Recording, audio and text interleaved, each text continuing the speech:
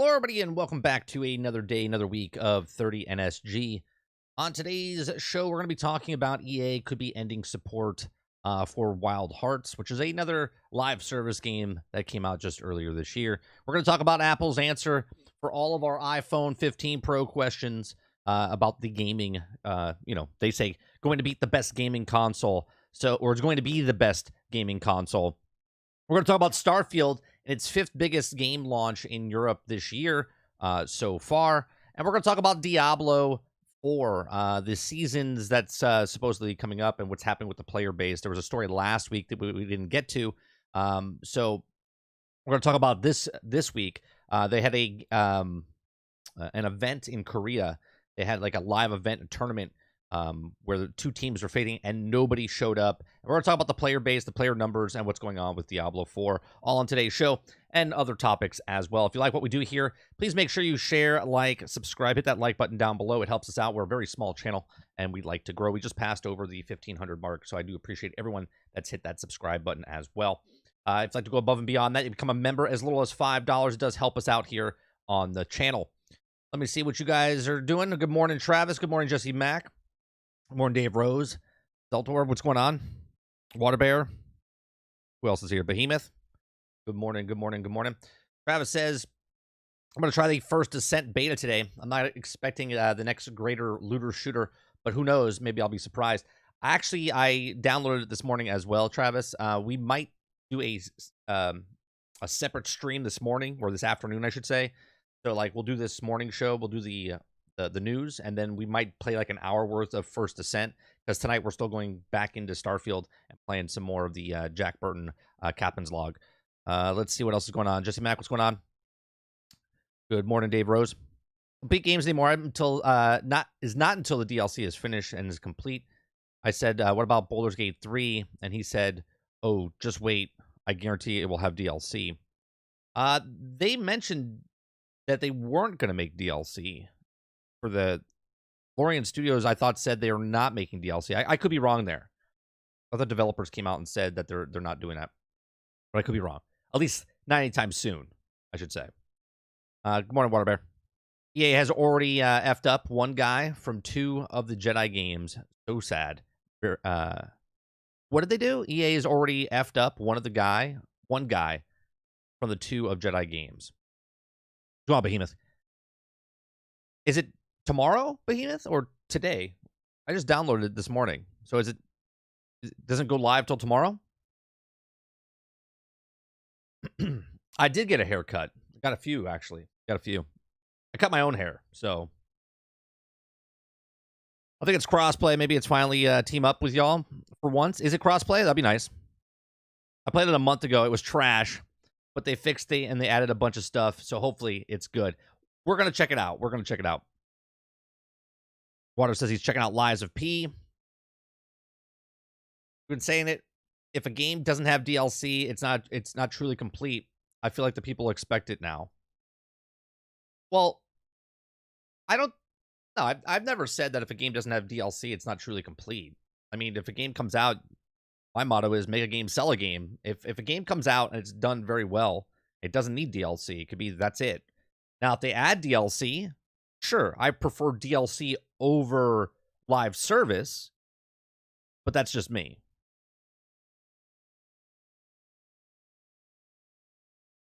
Well, here, let me see if I'm gonna hit start real fast on this and see if it starts up. If it tells me it's too early, then it comes out tomorrow. If not, it's out now.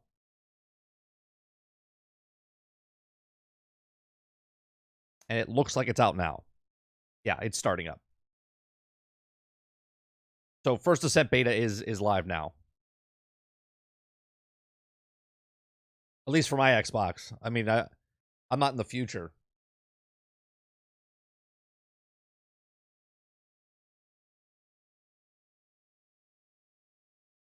Let's see. Language, next. Data downloading.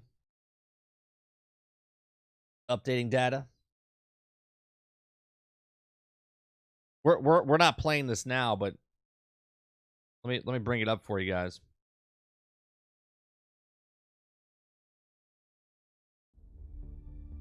Yeah, it's up and running.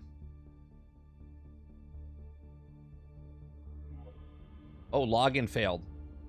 Maybe it's not. Maybe it does go live tomorrow. You can download it now. Yeah. So apparently it is live tomorrow. So I guess we're not doing that today. I guess we'll do that tomorrow then. There you go.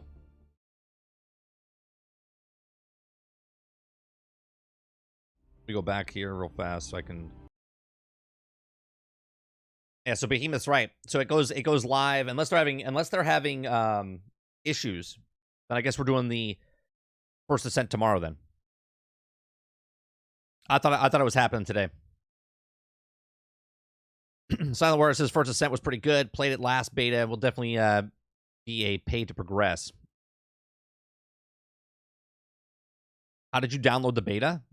I just went to Xbox and downloaded it. I personally don't think DLC completes a game at all, but it expands a great or good game. Absolutely, Rose. I 100% agreed there. Don't get me wrong, I'm getting the DLC for Cyberpunk 2077, but I'm annoyed that they keep saying it will overhaul the fix, and I want new stuff, not fixed. Well, that's a completely different conversation, right? Because now you're talking about Cyberpunk that came out that was broke when it came out, and then they added it. And what they added 2 years later is now fixing the problems that the game was supposed to have when it came out.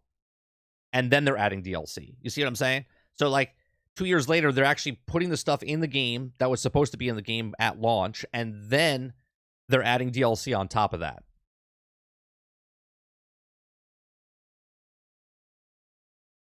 What's going on, Clips? Been playing Titanfall 2 since the online is better on PC. I need three. I need a third. The movement of the gunplay is so good. I'm not into what's going on, Tubes. I'm not into Liza P. I might give it a shot just to show the game, but other than that, I'm not really interested. I'm pretty sure they're having issues. The devs use servers from '98. Oh, nice. Oh yeah, Stig left. Yeah, he left Respawn. He left. That happened last week. The trailer says it's the 19th. Yeah, it looks like it's the 19th. All right, let's go with the first thing. Speaking of EA, EA could be ending the support for Wild Hearts. According to an insider at EA, may be bringing support for its Monster Hunter competitor Wild Hearts, released earlier this year, to an end. Now, this is live service, guys. Right? Live service. When you have a live service game, games come and they go. Right? Babylon Fall, goodbye. Right? Marvel's Avengers, goodbye. Right? Games that are live service games, not all live service games can make it. They either make it or they don't. Okay? Which is sort of like make a game, sell a game. But with live service games is make a good enough game to last for live service to be good, or they don't. And then they're gone. So let's read this. According to an anonymous leaker, EA might be ending all support for its new Monster Hunter competitor, Wild Hearts. Wild Hearts was released on February 16th of this year and was carved out a small group of loyal fans hoping for an update about the game. Well, I think they're getting one. There's a little bit more doubt that EA hoped that Wild Hearts would be a version of Capcom's Monster Hunter. Both games are action RPGs set in a world where the protagonist must hunt down colossal monsters with powerful weapons. However, there are some stark differences between the two games. While Wild Hearts hit the shelves early this year, it also looked like it was a game that had a bright future, with plenty of buzz surrounding it and generally a favorable review of 79. Now, I have a question. Surrounding the buzz and a generally favorable review of 79 on Metacritic, yet another game gets around and they're like, it's crap. I don't know what's happening with these Metacritic scores and people's reviews, but today it seems like the future isn't as bright for Monster Hunter-like game. According to a Reddit user, Beardy Shaman, he says, who also moderated the official Discord channel for Wild Hearts EA, maybe pulling the plug on support of the game. It's a post about the matter explains that EA doesn't want to give the game the time it needs to grow and make Wild Hearts the next Monster Hunter game. EA apparently expected, let me break that down real fast, right? So they didn't want to give it time to grow to make Wild Hearts the next Monster Hunter game, right? Because they didn't want to put the entire effort into the game. And I'm not saying the devs. This is not what I'm saying. I'm not saying the devs are lazy in any way, shape, or form. What I'm saying is the company itself decided to make a game like Monster Hunter and said, let's make a game, but let's not make it complete. Let's not make a complete game and sell a game. Let's make a game and see how it does. Feel it around. Let's see how it makes it. And then when we put it out there, we'll see if it does good with the masses or not. If it doesn't, they're like, pull that. Instead of putting the full production time in, they're like, let's just sample it and see what happens, and then we'll make choices. So EA apparently expected Wild Hearts to be a multi-million-dollar game right away, and it doesn't want to spend the time or money to get the game there.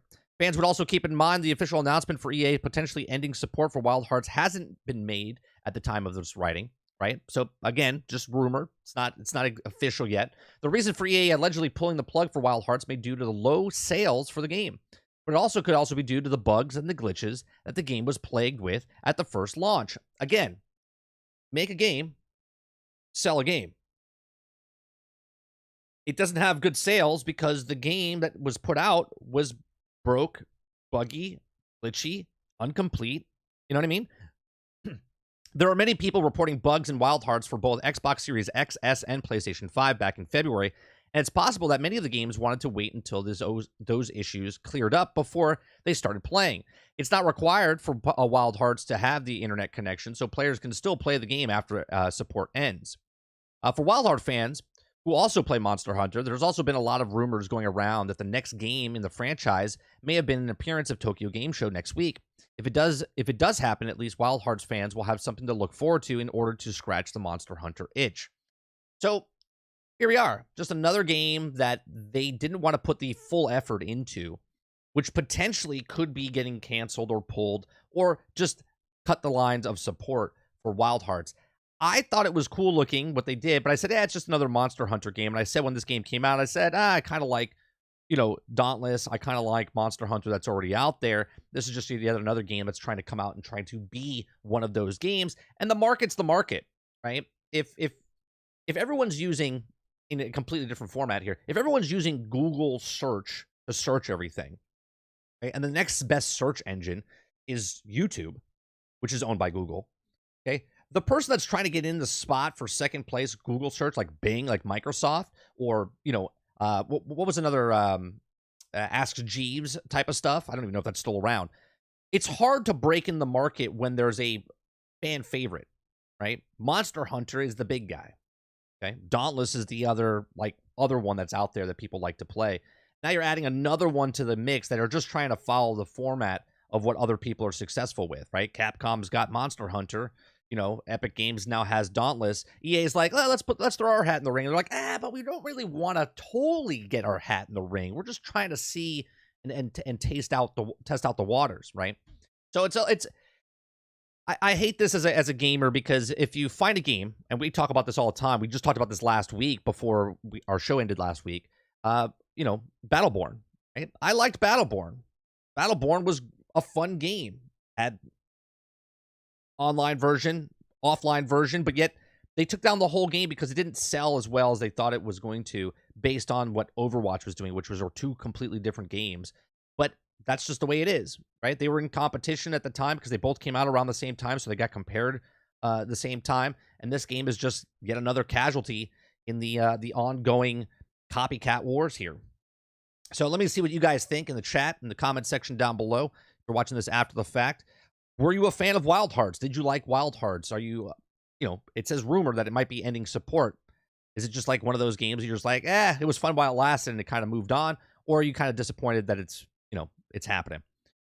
Jesse Mack says, how many times did EA mess up their live service game? Sorry, it's funny. Well, the funny part is, I don't even think it's a live service game, but they did say they were going to add more people, more characters as they went. So that's why I thought it was an online, like a live service game. But they said you could play it offline. Now, obviously, Marvel's Avengers was a live service game, and you could also play that one offline as well. So not to say it's not a live service game. I just thought it was a thing that was always online, and I was mistaken there because the article said that you can play it offline. So maybe there's still going to be hopefully they'll still support it after the fact. Dave Rose says 79, trash game. That's right. Anything below a 90, Rose, is a trash game. We all know anything 88 and lower is trash. That's right, guys. That's right. Yeah, it took Monster Hunter how long? 20 years to get where it is? Has it been that long? God, has it been that long? They couldn't think of another way to add loot boxes without backlash, so they scrapped it all together. That's EA for you. Yeah.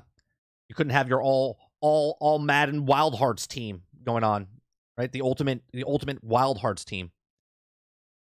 Travis says, I'm replaying Tomb Raider Reboot Trilogy. Let's not forget, Square said it was a flop and it didn't review well, but yet it got 2 sequels. What did that sell? I love those series, right? The actual reboots, Travis, we played them all live on stream. I absolutely loved every single one of them. I thought they did great. I did think it was funny, though, that Lara Croft had she's almost like psychopath, right? Because she's murdering a bunch of people and shows like no remorse, right? All for archaeology type of stuff, right? She's like, I need to get this thing, and she like murdered like 12 people and never shows any remorse.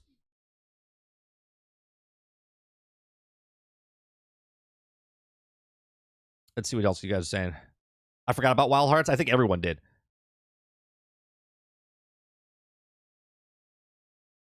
Let's see what else you guys are saying here.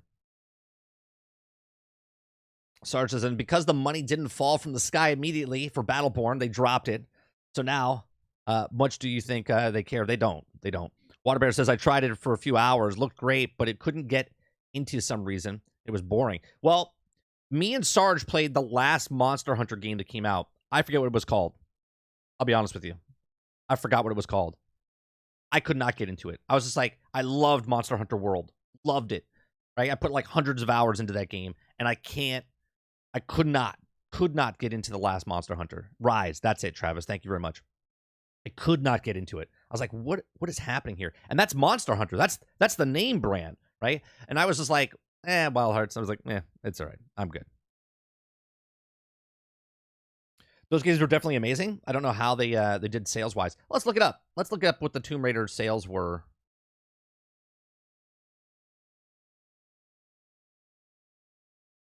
Let's see. At total, it had 95 million. Here, this is actually not bad. See, I don't know what they're... Okay, so the original Tomb Raider in 1996 sold 7 million.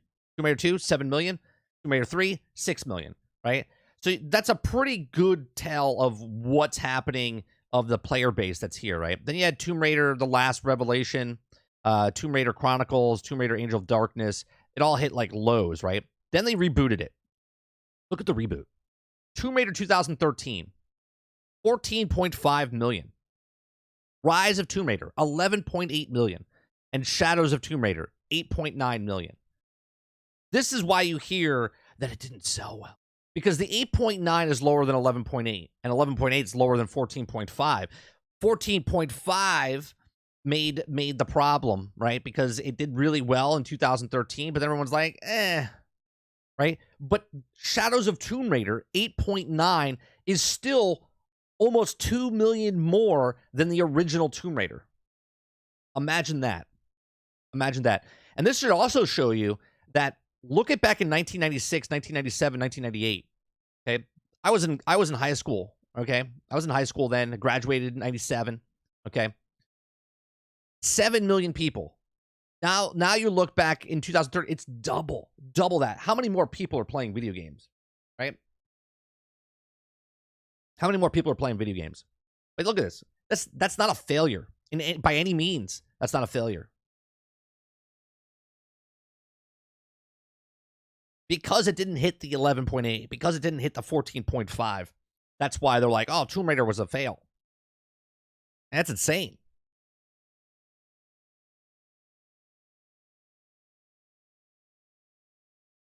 What's going on, Makogi? That's pretty solid numbers. Those are fantastic numbers. They're fantastic numbers. Here's the real question. Here's the real question we need to ask Dave Rose. All right. We need to know what the Metacritic score was. The Metacritic score for Tomb Raider. Well, That's a trash game. 75, right? 75. The last one that sold 8.9 million copies was a 75.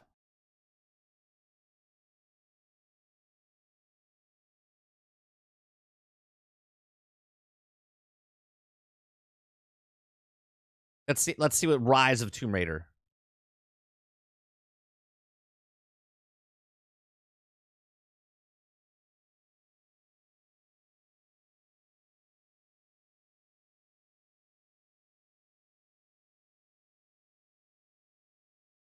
The Rise of Tomb Raider, 86, just almost made it to non-trash, right? Almost made it to non-trash. 86 just missed the border, the Mendoza line of not being a trash game. Right? And then the last one, I should say the first Tomb Raider, the reboot of 2013's Tomb Raider. Let's see what that one got.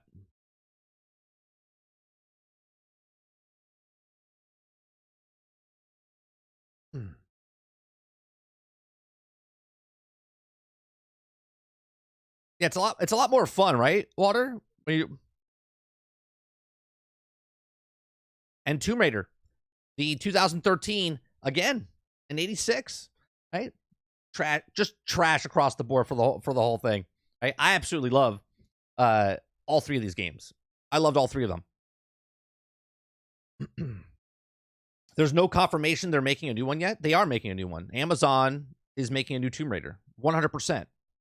There's a new Tomb Raider.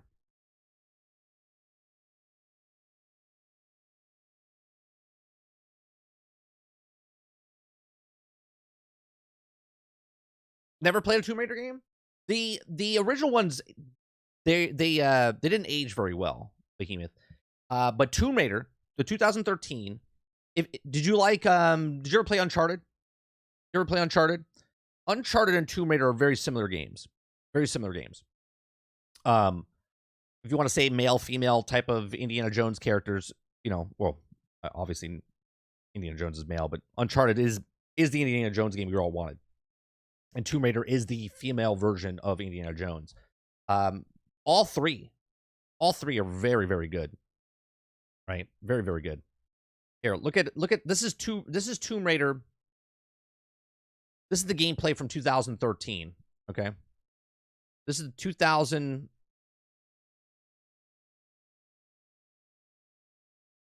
This is the gameplay from 2013. Right? This is 2013 footage. Okay. This is a very, very good game. They did a very good job with it. At least I thought. But then again, I play trash games all the time. So.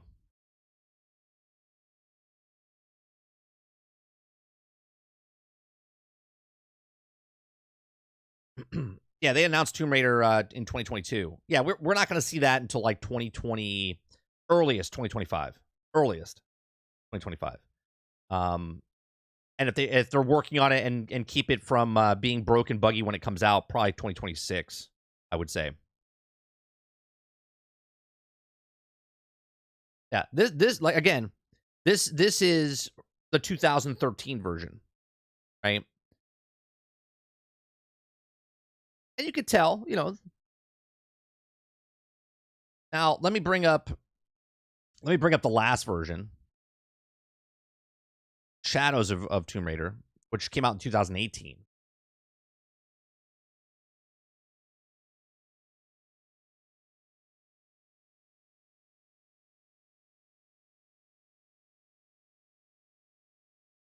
This is 2018. No, it's a game. They have a game studio, Travis. It's not a show. It's a game. I mean, they have the rights to it, so they could do a show, but it's a game.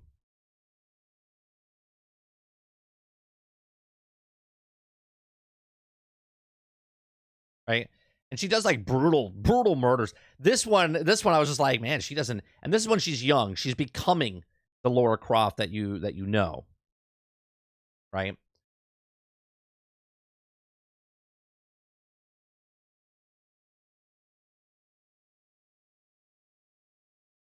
Yeah, absolutely, Rose.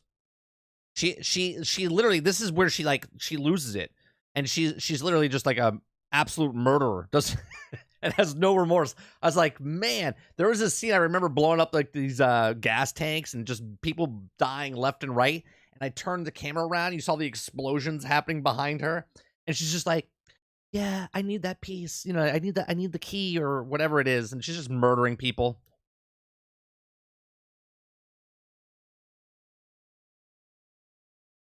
Look at this. Look how brutal. Look how brutal. Just knock those guys out. But anyway, it's a fantastic series. It's a fantastic series. They did a really good job, in my opinion, with the game.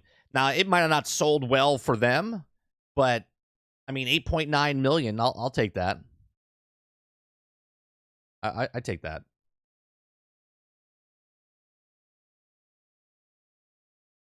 So yeah, I love how we always on this show, like, we talk about a topic and then someone brings up something, like Travis brought up Tomb Raider, and then we kind of like go off to a sidebar a little bit. I'd rather play a hot girl. She's very beautiful in this game. Yeah, she's very good, and the voice acting and stuff is done very well as well. I never watched the new Tomb Raider, the movies. I never watched the new ones that came out. Yeah, but they did a really good job. I actually like. I know people like that old Tomb Raider, with the big breasted, Lara Croft pixelated version of her and whatnot. And there's like mods that even make it bigger. But I really like how they made this Lara Croft. It felt more grounded in like reality.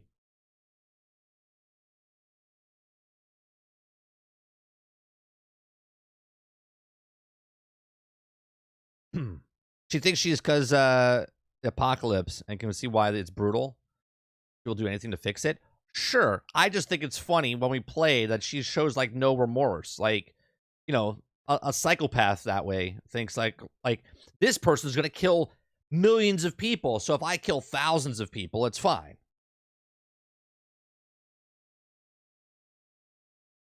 All right, let's go to the next topic here.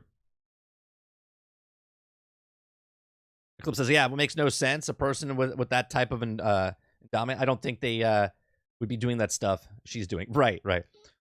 Old Tomb Raider movie, Daniel Craig as the bad guy. Oh yeah.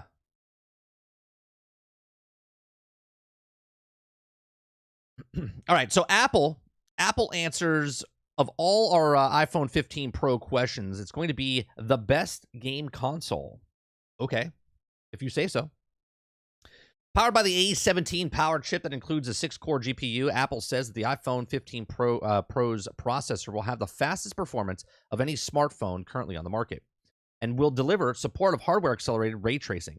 In the effort to show consumers that it's all in on gaming, Apple announced its recent keynote that 4 AAA games, including Resident Evil Village, Assassin's Creed Mirage, are getting a native version exclusive to the iPhone 15 Pro. These aren't watered-down ports of the cloud gaming version of the games either. They are native versions of the big-budget games running on the iPhone 15 Pro. Now, the IGN had the opportunity to sit down with the interview with several members behind the development of the iPhone 15 Pro. Specifically, the interview dives into Apple's gaming ambitions for iPhone 15 Pro, and the tech giant believes that it's going to be the best game console. Now, we just talked about this just last week, and I've talked about this years prior. Of them getting their own console. Now, again, this is a cell phone, but there are ways to take your cell phone and stream it to your television set. With what's the AirPlay? Is that what it is? It's AirPlay, right? That you could just link it up to a device, and all of a sudden you can play, or you have the box at home, right? And it's streaming, right, basically to your phone, or you can download it or whatever. So the interview dives into Apple's gaming ambition. Okay, so check out the interview below. All right, so let's check out the interview below. It says, I think they say the best gaming console is the one you have with you. Okay, now I saw one of the websites, maybe the Mac Rumors, but it confirmed that all 15 models would support a DisplayPort for up to 4K HDR video output on external display, right? So there you go. So each of the phones can link up to a 4K device. Okay, so would an iPhone 15 Pro owners be able to play Resident Evil 4, for example, on these external monitors?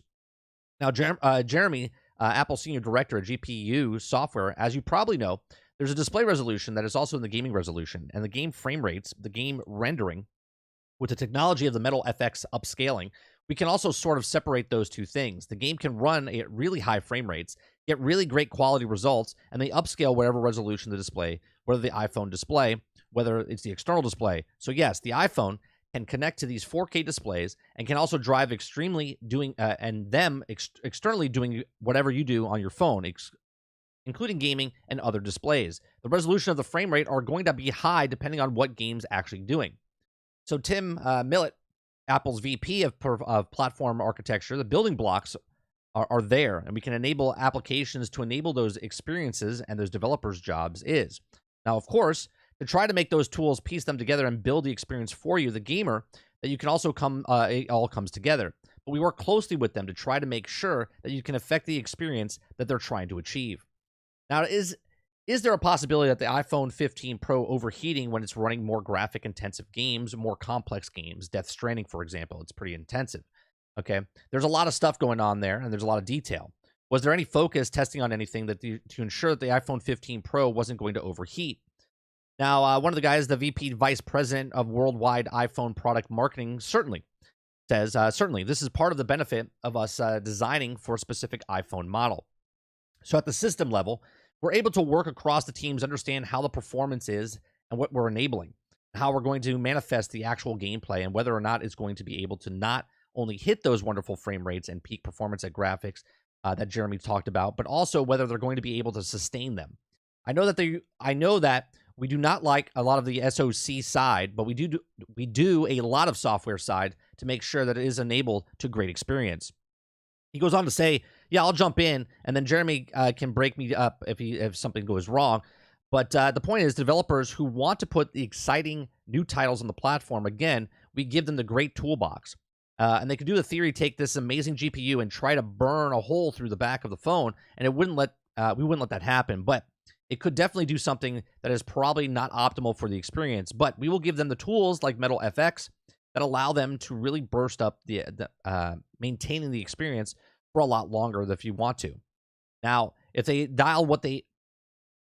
can dial that in and then out, depending on the experience that they want to deliver, but if it's also about giving them the tools to build up sustainability experience, this starts with a super effective and performance SoC, GPU, and associated software that runs with it.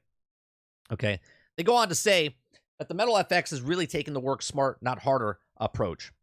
Goes on to say Metal FX is an example of it's doing all of what it's doing all over the system, and display itself is a really amazing scaling technology built in. The GPU can do scaling, so with the feature of ray tracing and mesh shading and really advanced compute architecture. The developer also has to access what is also the algorithm to figure out what is the best balance to compute and quality and performance in the frame rate and the resolution. And that also brings it all together in the software at the system level. We can make sure that it is sustainable high performance, and also play these amazing games. So we designed the whole thing to make the gaming experience great, including making sure the performance and battery life is sustainable. We believe that we can also succeed in doing that. Now, obviously, break it off from the thing. This is going to get overheated, and you're going to have to, if you're going to play on the 4K display, you're probably going to have your cell phone plugged into the actual outlet, which then can deteriorate the battery life and whatnot going forward.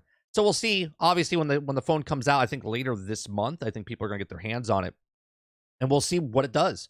We'll see what it does and how it performs. Let's go back to the actual article here. It says there's a lot of emphasis on the Apple Silicon, especially as the Apple starts to learn more about the gaming side. We just want to just double check the games they announced on iPhone 15 Pro, and they're also compatible with the Apple Silicon iPads and Macs as well. So, well, I was going to say two things. One, we don't want to speak for developers here. We also let them sort and talk about their plans, but I also would say Capcom brought us Resident Evil 5 Village last year for Mac, and now for the phone this year.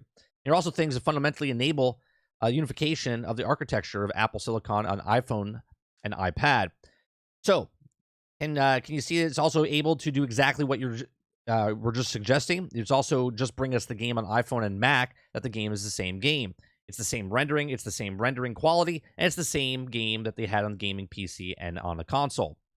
So we really look into these many generations of SoC architecture across the phone, across the iPad, across the now Apple Silicon Macs. And they also be a part of one big unified platform, a graphic and gaming platform in particular. So that's the opportunity here for these game developers. And I also see that the Capcom and Resident Evil have already started down this path. So we think it's really excited about the enables for many more game developers to do the same. Let me see what else he says here. I don't want to read this entire thing here. It says, you probably saw this summer that the announcement is that Death Stranding is coming to the Mac, is now bringing this to the iPhone. It's a beautiful game, and we also seen some of the developers like Kojima, they really wanted to see every pixel on the screen, and the gameplay is designed to run a controller. And they also can do that with the Mac and the iPhone with the same game. Or they want to bring the really great touch support. We can also bunch of software programming APIs to support them to do that. So to say it's really about the game developer creating the right experience for the game player, we also have the tools and technology to support them for what they want to do. They're really excited to see that several of them already have, looking forward to more. So it says, so just thinking about the iPhone 15 Pro and all the potential of all the tools you guys are giving developers, you're saying that in delivering a console gaming experience, you're thinking about the current gaming console on the market right now. And there would also say that the iPhone 15 Pro stacks console-wise. The question, would you say it's closer to the line of the Xbox Series X or the S or the PlayStation 5? Where would you put this in the totem pole, so to speak? He goes on to say, I mean, I'll give you a quick answer. This is that we think that the focus of the developers and the titles in this game less are trying to compete with the consoles. I think the console is just a more convenient way for us to talk about the classic games and the types of games that our developers were targeting. The ones that we also have been successful in deploy there. There's also, we've done our best to try to deliver the same toolbox developers. We're working hard for them. It's like everything you love and depend on your device and your photo taking, your memory capturing, and also your powerhouse game console. But one of this is in your pocket. You can take it anywhere. Game over different wireless networks, game in different titles, different ways that you can get. I mean, it's remarkable how it all comes together, Tim says. It's also about the experience, and we're excited for those titles, and we're also going to be making more to come. So there you go, right? So they're pushing, or not pushing, they're kind of saying that, look, this might not be the best console out there. Okay, this might not be your Xbox Series X, S, PlayStation 5s. Might not even be the Nintendo Switch, but they're saying the convenient factor. The convenient factor that it can play these AAA games, and it's a mobile device, and you can hook it up to your television displays and whatnot. And you can also do touch screen stuff. You can also hook up a controller. This is all the stuff that's happening. And when it comes down to it, it does come down to convenience. Now, a lot of people that have cell phones, we talked about this last week again, don't have consoles, right? Lots of people don't have consoles. So many, okay? There's only, right now, for next-gen consoles, right? Next-gen consoles, there's only, 20 million Xboxes, and there's like 40 million PlayStation 5s. And then, obviously, the Nintendo Switch has 127 million, let's just say 130 million Switches out there. Okay, how many iPhones? Okay, now let's just talk iPhones. We're not even talking about Google, what they do with their Android devices now when they're going to be doing the exact same thing within the next, 6 months. Okay, as soon as the iPhone 15 comes out, sales through the roof. Okay, and that's because people's old phones that have like a 12 or a 13 are not going to upgrade to the 15 because of product obsolescence, right? Where all of a sudden your phone doesn't work very well or the battery's dying and whatnot, and you want the newest, latest, greatest thing. Not for gaming, but just for your cell phone in general. Well, you could combine you can combine PlayStation 5s to 40 million. You can combine the S's and X's, and you can combine all of the Nintendo Switches together, which is this generation consoles, okay? Which equal, let's just say 250 million units. That'll be surpassed within a weekend of iPhones being sold because that's the way it is. Now, you have, let's say, double that. You have 500 million people, okay? 500 million people that have a cell phone in their pocket now have potential to now buy a game, rent a game, play a game, whatever, off of their cell phone if they choose to. That's pretty crazy, right? Again, you're not going out to buy the cell phone for $1,000, $1,200 to play games. But you are going to upgrade your phone at some point, and that's the price point of what it is going to be. And on top of that, you're going to be able to play games. Let me see what you guys are saying real fast. Waterbear says it runs games about 60 frames per second. It's already better than the Xbox. Yeah. It's hard for me to play it at the times I keep getting it. It's Uncharted control scheme mixed up. Oh, when you go from one game to the next, Travis? Yeah. Yeah. What's going on, Robert Jones? I can't play on the iPhone. With the tiny screen, I know this is the way the industry is going, but the day it happens, I stop gaming. Yeah, but you could hook up your phone display to a television set. It would just be like a console. Or just go Nintendo.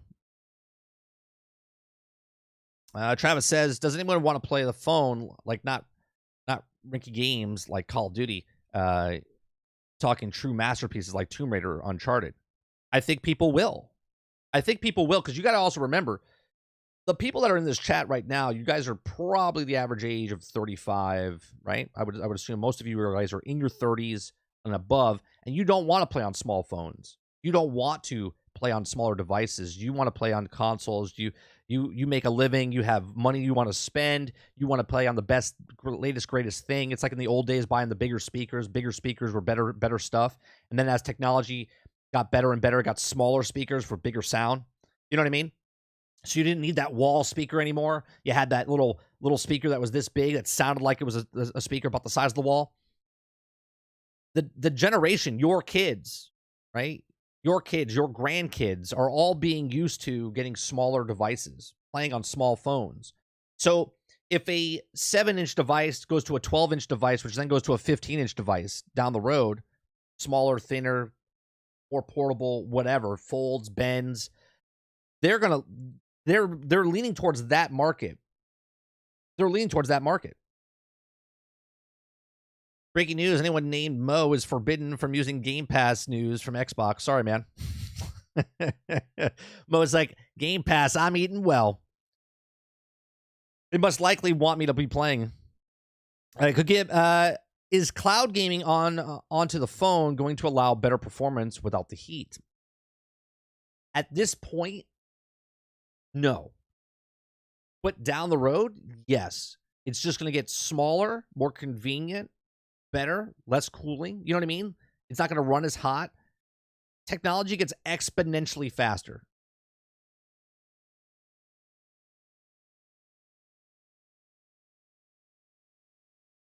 Travis says, you're right. There are people who don't have consoles, and I believe their scientific classification is losercus. Price convenience is in this case. What did you say, Titan? The money? Oh, what, for the cell phone? If they can deliver decent quality games, then they will definitely be selling a selling point, even though it's the iPhone, will sell well regardless. But the cell phone's going to sell regardless, Water, without the games. Do you know what I mean? It's going to sell, the phone's going to sell regardless if you can play games on it or not. The games are just a bonus, as I said last week.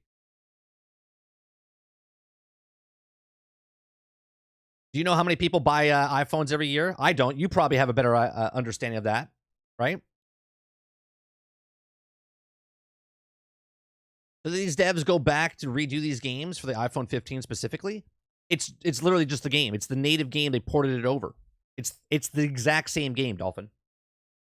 They don't care about the price of an iPhone. They will buy it at the cost of $1,500. Exactly. That's right, Brain. They sell like hotcakes. That's a currency that I got almost fired because I said hotcakes. Nearly 200 plus million. See, this is. Thank you, Water. Right? I know you work in the phone industry, right? This is what I'm saying. You can combine PlayStation, Xbox, and Nintendo, and in 1 year, combined, they sell more cell phones than they sell consoles. Combined. It's not loud enough to damage my eardrums. It's not loud enough. Right. Chris says Apple does this dog and pony show every now and then, but unless they go all in on gaming, they'll never get the adoption that they need to be relevant in the non-mobile games. Chris, do you understand? They don't have to sell video games. Do you understand that, right? It's a cell phone that does the internet and all the apps, social media, and all the stuff. They do not have to buy a phone to get into gaming. They buy a phone to have a phone, and it does gaming. Dave Rose says, in my limited time, I have a game I want to play on my nice OLED 4K TV, not an 80-inch phone. Again, did you hear what I said, Rose? You can literally hook it up to a 4K display. And there's no latency, no nothing. iPhones don't sell like hotcakes like before. They're more affordable competitors, more than now than ever. Titan, you thinking that they're not selling phones is ridiculous. So instead of selling 1 billion phones, they're only selling 500 million phones. The point is that your phone now plays video games at the resolution natively that your console does, right? And you're not buying it for video games. You're buying it for the phone. Just know this. I work in a telecom company, and it's pretty much as crazy time for us each and every year around this time. Luckily, I'm not in sales. Apple generates $394 billion in 2023. 52% came from iPhones. Breach facts. Thank you, sir. I understand, but we won't see developers porting AAA games over in droves. Yes, you will. Yes, you will. 100%. You know why? Because if I can make a game and I'm selling it for the Xbox Series X and it does it better natively on this phone that you can hook up to your 4K display and people can put it in their pockets and they can play it anywhere, you better believe you're going to see people starting to make video games for the cell phones. Especially when Google adopts this and puts them on their Android devices. And then you have Android and iPhones out there that can play better video games than PlayStation and Xbox, right? You guys are living in a fantasy world, man. You guys are living in a fantasy world. Okay? Are you not listening to what I'm saying? You can literally hook this up to a 4K display. You don't have to play on your 8-inch television set or on your cell phone. You're literally playing the exact same game. You want to play Death Stranding, but now you want to play Death Stranding on your cell phone while you're on the train, while you're at your mom's house, while you're at the doctor's office, while you're doing everything. You don't have to bring a controller. You can literally just touch the screen and play. And then people will be like, well, I don't want to put my fingers on the screen, play a game like that. Like, are you guys not listening? If a developer goes, hey, I'm making a game and now I can get it to 500 million more people, you don't think they're going to make a game to put on the cell phone? You guys are crazy.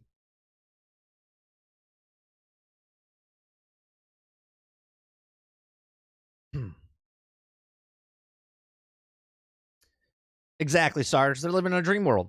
It's crazy how much money Apple makes in a borderline of possibly U.S. criminal. Water says, phones make it easier for microtransactions. Guess what these new companies like? Exactly, money. They don't care about the gamers anymore, to be honest. It's all about making a quick buck. It's just another avenue to put it in there, right? Sarge says, you guys don't get it. The phone market is the world, not a demographic, not a region. It's the population of the world. Water says, how much money does Candy Crush make per year? Billions. It makes billions of dollars. Why would anyone want to play Kojima's walking simulator? Besides the point, Travis. It's besides the point. What happened to the cloud gaming, though? Cheaper alternative buying expensive hardware. But you can still do cloud gaming. Why couldn't I still do cloud gaming on top of the cell phone? I use my cell phone right now for cloud gaming. Titan. I literally play xCloud when I'm on vacation. I take this and this, right? I can use a PlayStation controller. I can use an Xbox controller. I take my iPad. I take my iPhone and a controller. When I went on vacation to Texas and Minnesota and Wisconsin, that's all I took. I took my cell phone, an iPad, and a controller. And I played video games on the go through the cloud. Amazing.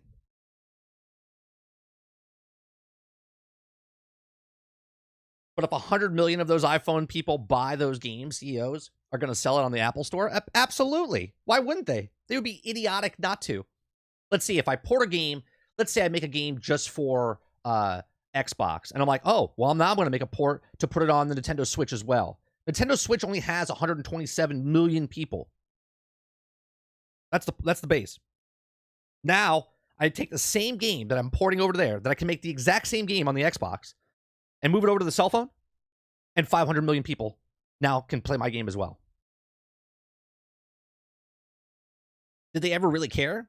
They made good games, make money, not care about the used to be only way to make made money was appraise the fans, but it wasn't appease the fans. It was does because it was cared. The majority of people that would buy and play those games already own a PC console and would probably buy for the consoles rather than the iPhone.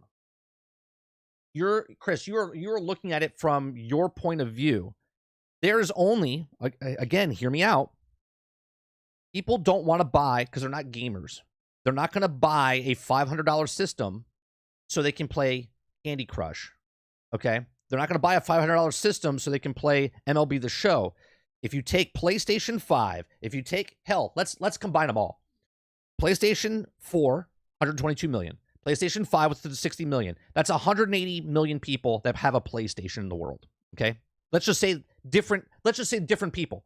The people that bought a PlayStation 5 don't have a PlayStation 4. So let's just give 180 million. We'll even make that up to 200 million, right? Let's take all the Xboxes from Xbox One to Xbox Series S to Xbox Series X, and they add all that together. It's 100 million people, right? Let's say 150 million people. So now we're at 350 million people. And then you add the Nintendo Switch on top of that for 120, let's say 130. Now you're up to like 400 million people. Apple sells a brand new phone. 500 million people get it. That's still 50 million more people that have a cell phone that potentially can now buy a game. Not buying the phone because of the game, but now can buy the game. And that's Apple. Now has 50 million more than all of the other ones combined over 2 generations. I don't understand how you guys don't see it. I'm not sure what the particular group, folks of this chat, or the demographic of Apple is catering to. Screen mirroring isn't latency free, and the hardcore gamers most likely won't use it. You're not listening, Makoki. It's not mirroring. It's literally plugging in a cable from your phone to your 4K device. Display screen. No latency. No latency.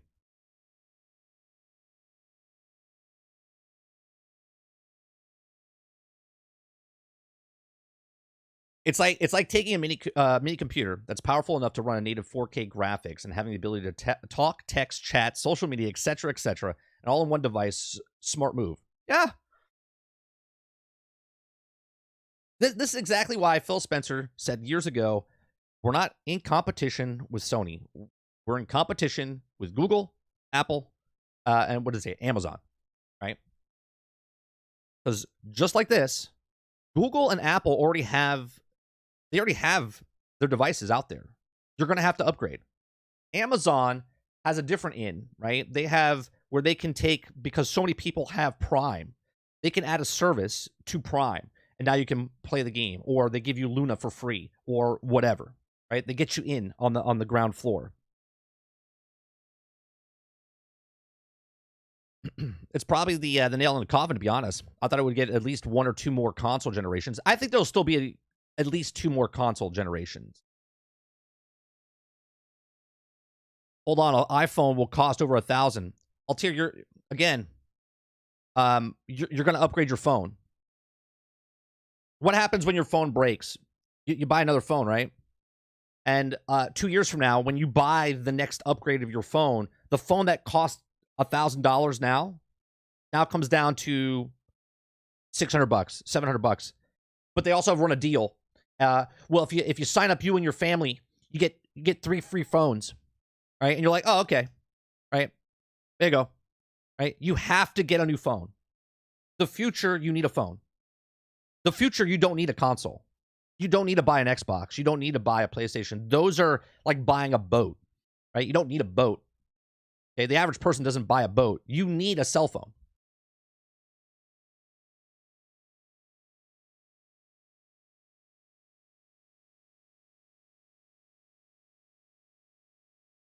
Like I'm very confused by you guys saying that no one's going to pay $1,000 for a phone. Okay, you say so. Okay, cool. You can afford an iPhone 15 Pro. Cool. That's not what we're saying, Titan. That's not what we're saying at all. But if you want to go down that route, cool. Travis says we all need yachts. That's right. I still won't use my phone as a gaming device. Imagine trying to fight Martin Elden Ring and getting random text, an app notification. I mean, you're being very specific on something, Makoki. And again, you didn't even know you could plug a cable into the phone to go on your display on your display. So I'm not gonna I'm not going to feed into what you're specifically saying because obviously when you play on games on a phone, you can literally shut off your notifications so they don't pop up.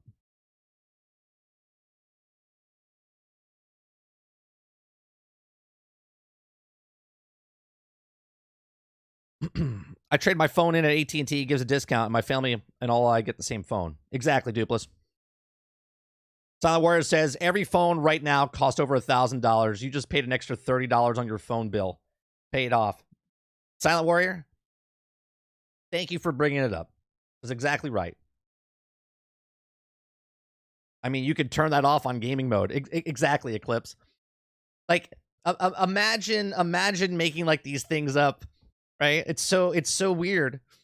I use my iPhone with Backbone to play games. Eric Jones, this is what I'm saying, right? But did you buy your phone to get games? No. You said, oh, wow, I could play this game on my phone. Let me pick up an accessory to put it in so now I can play the games on my phone while I'm on the go, right? Did you buy your phone to play games, or did you have a phone that now does play games?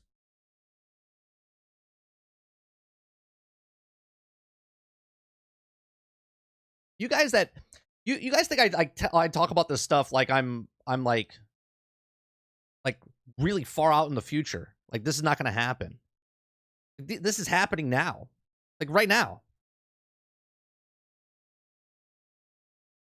Wouldn't be surprised if Google and Microsoft make an Xbox phone.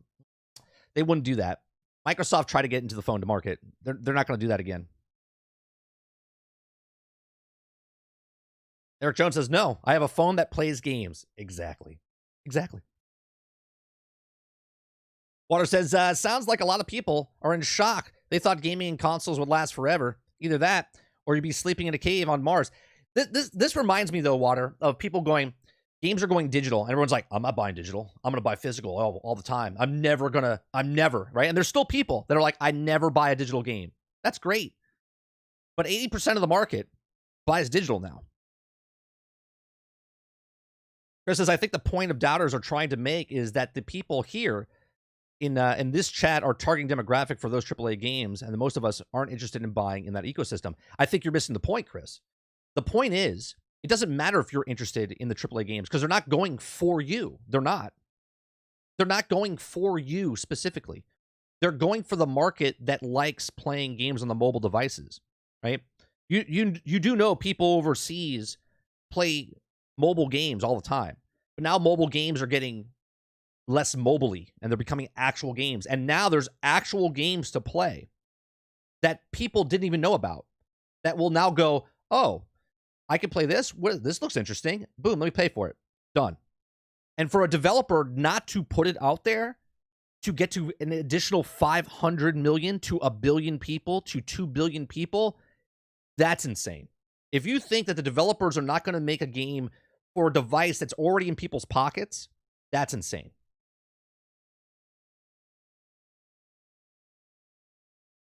This is like the death of Blockbuster. Yeah, pretty much. Yeah, pretty much. And this is why everyone makes fun of Microsoft. They're like, oh, Game Pass is stupid, right? They're third place. Yeah, cool. Companies that make billions of dollars don't care what place they're in. They just care about their bottom line, and that's making billions of dollars. And Xbox said years ago that our competition is not with Sony, because Sony, combined total, 200 million units with PlayStation 4 and PlayStation 5. And even if they sell 150 million to 200 units in PlayStation 5, that's still 200 million units, okay, for this console generation. Meanwhile, Game Pass can be on 3.5 billion devices. Which one are you going to take? Which one are you going to take? I'm more curious to see the price of the games. Will they charge a full $70 or something lower? Well, that's a whole other conversation, Silent. What about they only charge $30 for the same game that you can get on consoles? Right? What if it is $70? What if it is $70? It's the same game. It's the native game that's running on the phone. Would you pay $70? Or would you wait until Microsoft and Apple have a deal where all of a sudden Game Pass is going to be on the phone? It's an app and you just download it and you can play games off Game Pass, right? Which technically it already is.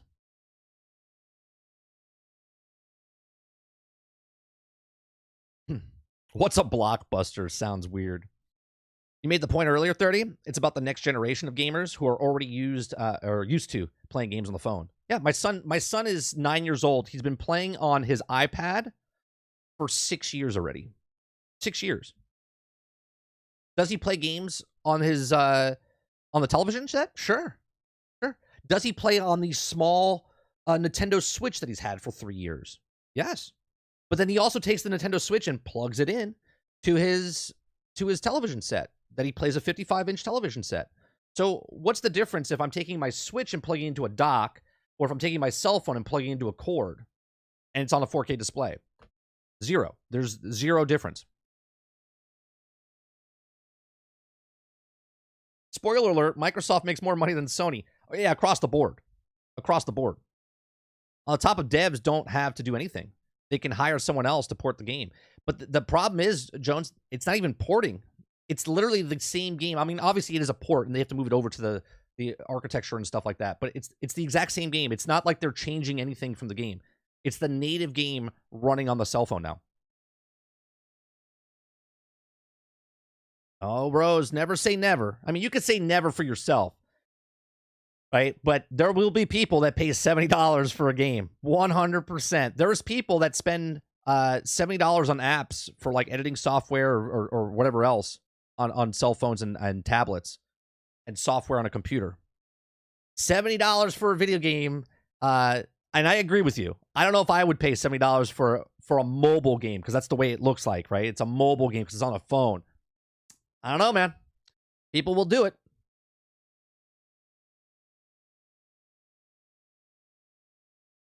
Devs will start making more free-to-play games. We already are seeing that. It'll be interesting to see. I don't think they're going to make Assassin's Creed Mirage free on the cell phone. It's just another avenue for them to sell a full-price game. You remember when Sony had the best TVs? Yeah, and they still have really good TVs. They're still like, aren't they like the number 2 or 3? I know it's like LG. Is it Samsung LG or is it LG Samsung? I forget.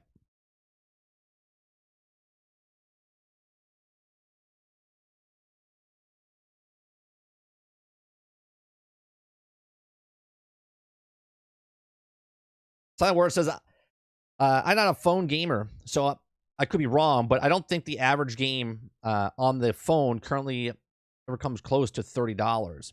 I would be interested to see how many people would buy a $30, let alone the 70. Yeah, I agree with you. But again, at this point, we've never had a game that's been the actual game. Again, you're not getting a mobile version of the game. You're getting the actual game that runs on the Xbox, runs on PlayStation 5, but now you're getting it on a cell phone. I said never the Xbox, and yeah, I might change my mind if I get on sale for like $100 or less. $70 isn't much. Inflation's a bitch.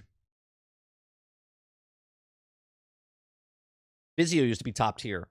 Vizio used to be top tier? Really? I heard lots of problems with Vizio.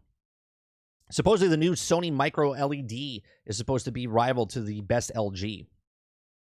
I think people aren't understanding it's not a mobile game, right? It's the actual game. Right, Water. It's not, right? It's not like Tomb Raider's Lara Croft game that you're playing. It's like a puzzle thing. And it's just titled Lara Croft, right?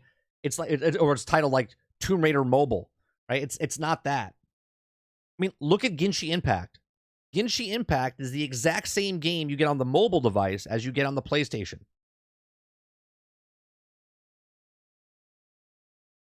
Let's see.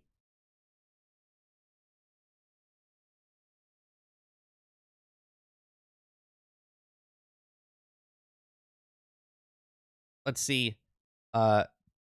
Again, these are not active, you know, this is not up to date numbers, but this is just off of active IO, right? Genshin Impact online the last hour is 555,000 people, right? Active players in the last 30 days 64 million. 64 million. Now, we don't know what the number is for mobile gamers. Okay. But that's a lot of freaking people playing a mobile game that they can play on the PlayStation or the mobile device.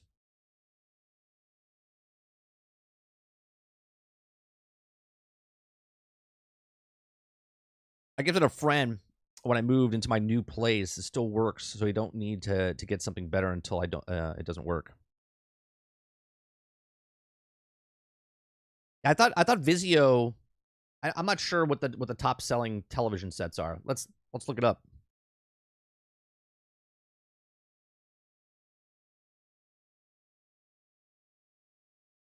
It looks like Samsung's number one right now. 8 biggest television companies in the world. Samsung in 2022 made 224 billion. Okay. Sony number 2 at 88.30 billion and LG with 64.9 billion. To think that Samsung, holy Christ, Samsung 224 billion and the next one down is Sony at 88.30.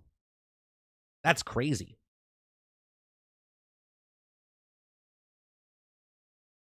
That's crazy. Hence why Microsoft teamed up with Samsung, right? Hence why Microsoft teamed up with Samsung. Exactly, Water. Didn't Microsoft partner with Samsung for Xbox Game Pass thing? That's correct. Everyone's like, no one's buying Xboxes because you don't need to. They got their bases covered. They got television sets, right? Now they have cell phones, right? Cell phones are going to be there as well. Hence why they bought Activision for their PC/mobile.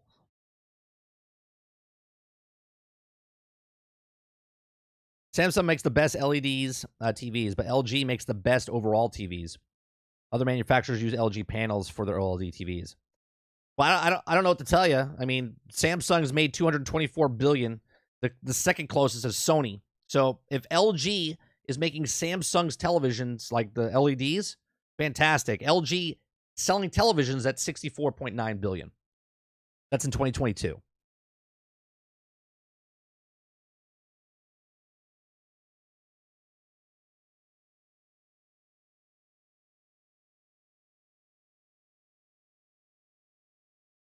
If I buy a game on Xbox, can I stream it for free somehow? If you buy a game on Xbox, can I stream it for free somehow? What do you mean stream it for free, Jones?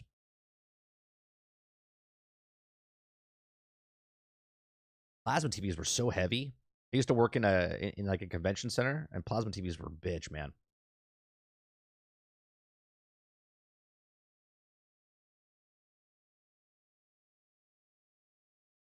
LG OLEDs, I think, is the best TV for gaming, though.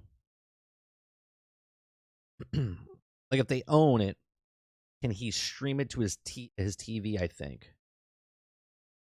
If you own a game on Xbox, remote play or something similar. Yeah, so like right now, right? Like right now, if I go to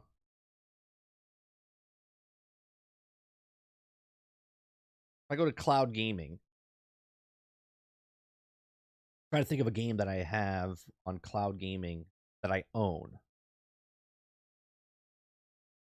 Let's see. Play with touch. I didn't buy that one. Where's the games that I bought that I own?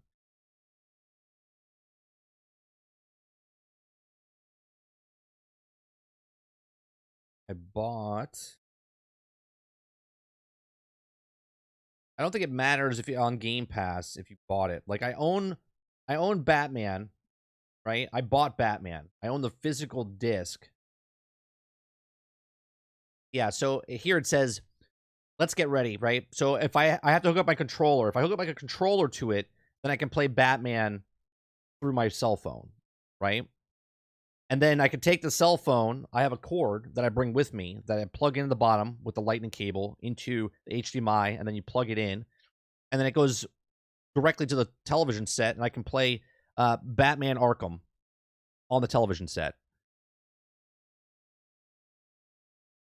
I don't think it's not all games right now, Jones, if that's what your question is. Like, not all games that you buy will be on the cloud, if that's what you're asking. Not yet, anyway. They add more and more all the time.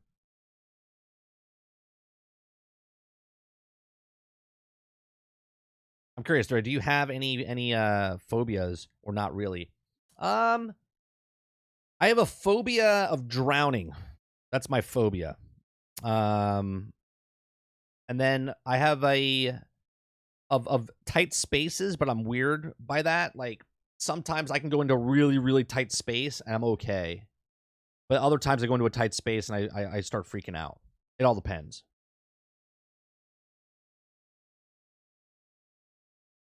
I know Microsoft has a phobia. It's called Game Pass. The fear of good games. I brought Starfield. I bought Starfield, but don't have Game Pass. Can I remote play it? You should be able to, because what it's going to look for is on your account. It should be like you own it, so it would link up to your system. I think. I live in Florida and scared of drowning. Yeah, I'm not afraid of swimming. Like, I'll go underwater. Doesn't mean I'm not like, I'm afraid of drowning, right? You won't see my ass scuba diving. When I get in the water, I go to the pool.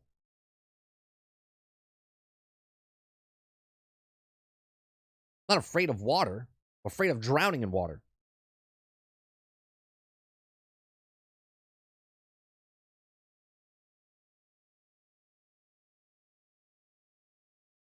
Go on, Moo.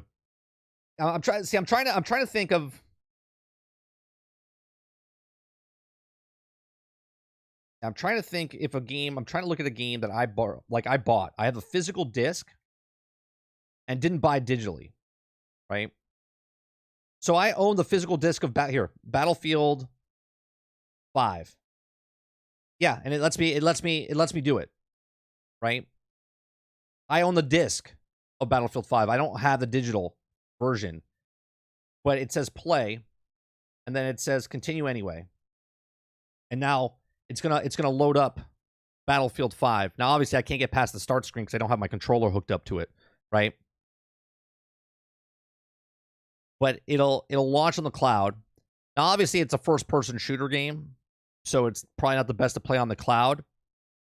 Okay? It's in Game Pass, though. Oh, true. It's in Game Pass, so it goes through. That's true. Let me see if another one that's not on Game Pass.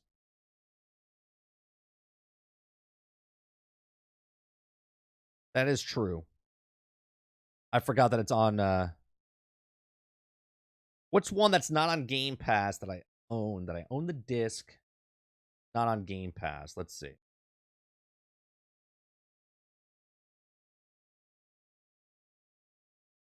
I don't... Are all these games on Game Pass? I don't think they... Which one that came off? That's on Game Pass. I could have sworn on cloud gaming you could pick up games that you didn't.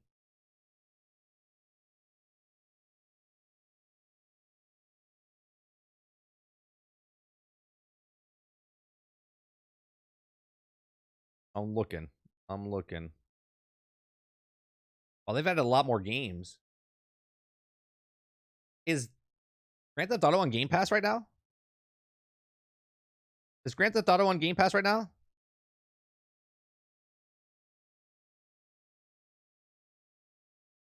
Yeah, I'm just trying to think, Jones, because I never really thought about it. I just play games when I'm away.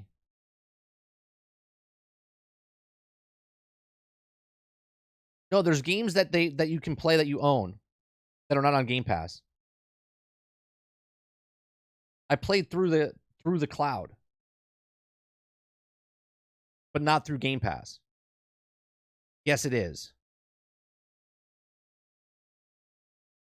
Is Grand Theft Auto on Game Pass? Let me go to. So if I go to my regular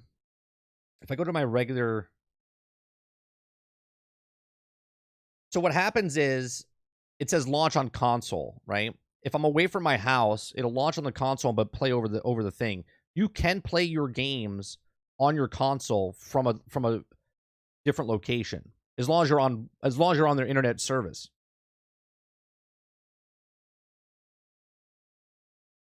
But that's what he's asking, right? Remote play. So if I own the game, right? If I own the game, I can play without having my console with me. Yeah, I do remote play. But you have to be on internet access, obviously.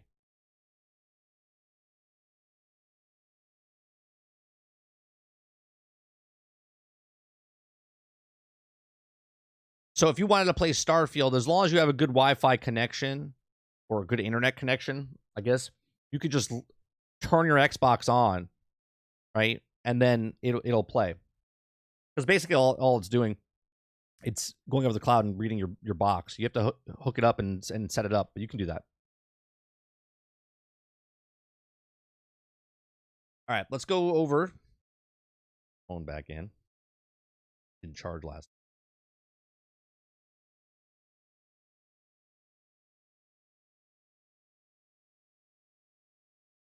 You forgot how brutal Tomb Raider was? I'm telling you. Now think about it. She's young and she's just murdering people with no remorse. You see what I'm saying? She's got issues.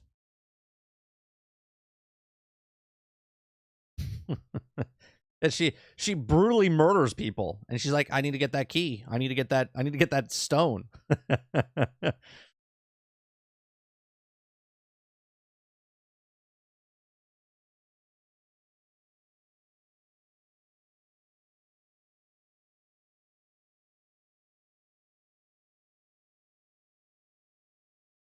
All right, let's go to the next topic here.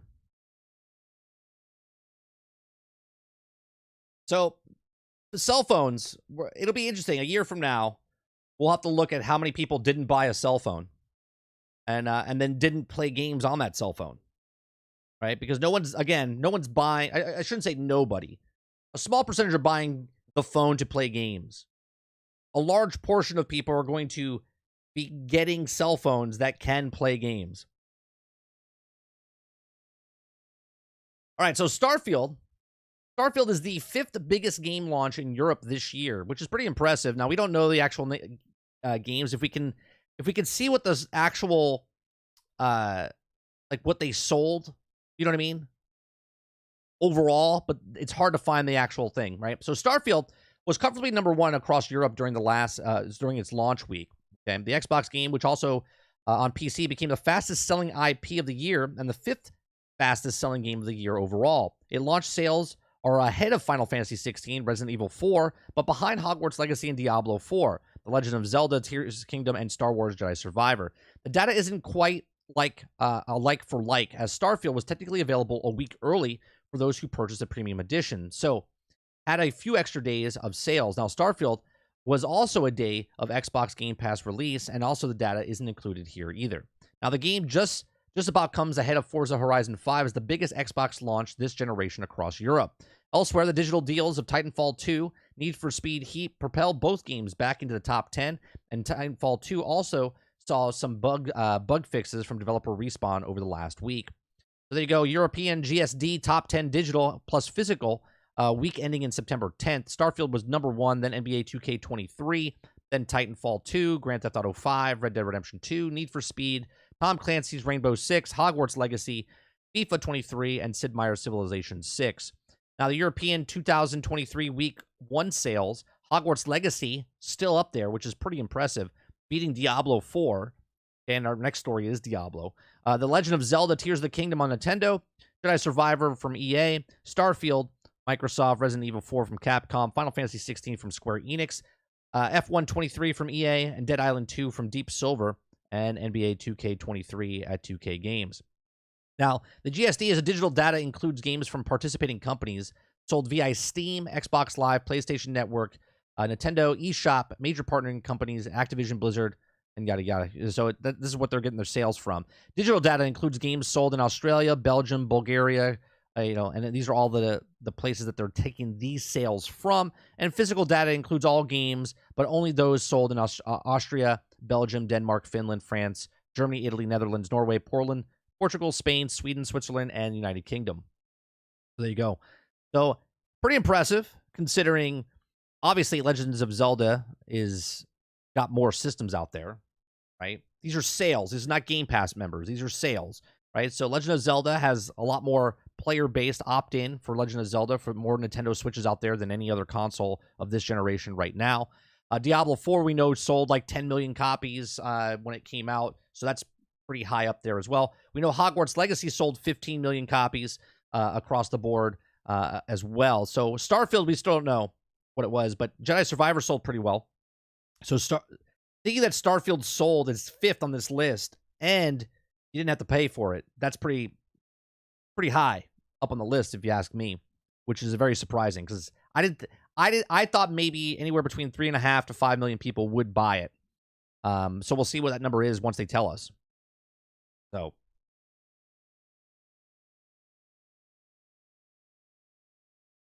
didn't know Payday came out today. Oh, did it? Me and Sarge might play that on Wednesday night. Then we'll try it out. I didn't know it came out this week.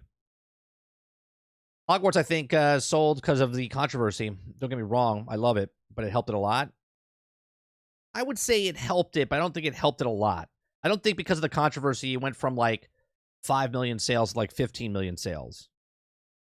The Harry Potter fan base is gigantic. It's literally bigger than I would say Marvel and also Star Wars. I think it's the number one as far as fan base goes. Like, it's super popular. I definitely paid for early access version. To me, it was worth it. I love Starfield, one of the games that you just got lost in. I'm still lost in it. I'm 5 days in. I have like over 5. I'm working on almost 6 days now.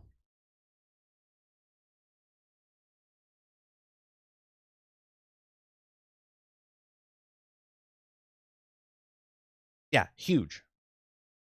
Huge is underselling Dupless. Like the Harry Potter franchise is gigantic. Like, the fan base is enormous, bigger than huge. It's enormous. This kind of early access is a scam for what Starfield did. Jones, is what you're saying? I think it's pretty smart what they did, because I said this, right. I said this ahead before we knew they were doing the early sales, 5 days early access. I said no one's going to buy the game. They even thought no one was going to buy the game, right? Because even if, let's say, 1 million people bought it, they're like, well, 1 million people bought it. They could have sold 6 million if they had it out. But because it's on Game Pass, everyone's like, I'll just wait for it to come on Game Pass. Then everyone's like, oh, man, the hype of it. They're like, well, what about if we sell the DLC for $30 and you also get the 5 days early access? And everyone's like, yeah, it sounds awesome. So it was very smart on Microsoft's part to sell it for $30, because now the people that weren't going to pay $70, okay, and they didn't want to get the early access, they paid for the DLC for $30, which is half of the price of the main game, and now they got that $30 from somebody, and down the road they might get the $30 again from someone else. Now, obviously, from a business standpoint, this DLC could have been part of the game. I'm not saying it was, but I'm just saying this DLC could have been part of the game, and they just took it out and then put it separately just to give that extra $30.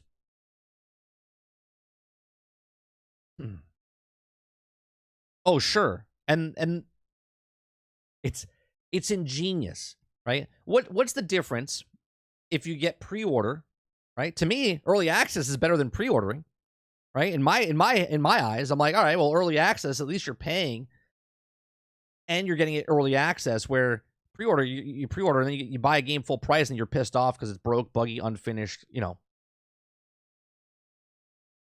Right, it's not a scam.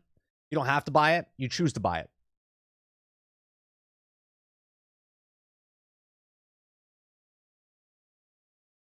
Now they're so picking early access upgrade for Forza 2. There's also a sleeper hit of the year category. Hogwarts won it, no question. Sleeper? I don't think you could put, Travis, I don't think you could put Hogwarts as a sleeper hit. Are you kidding me? A sleeper hit would be like Hi-Fi Rush.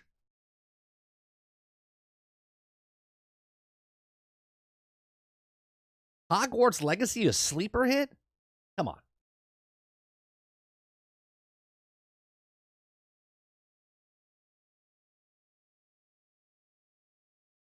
I know the word scam is hyperbolic. Well, I think scam in this particular thing is not the same, right? I honestly don't think what their early access is a scam. A scam would be selling you a game that they told you was finished, not broke, right? And then selling it for full price. Cyberpunk 2077, Battlefield 2042, Anthem, right? All of these games, Fallout 76, right? Selling a game to you, No Man's Sky, selling you a game that you thought was finished, that's a scam, right? That's a scam.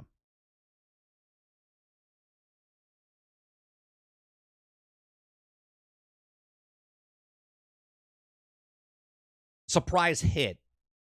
I don't think you can say Hogwarts was going to be not going to be a surprise hit. I mean, I don't think you could put surprise in front of Hogwarts. I don't. You could put surprise in High Five Rush. You could put a surprise hit for like I'm trying to think of another game. Oh, Baldur's Gate. Baldur's Gate 3.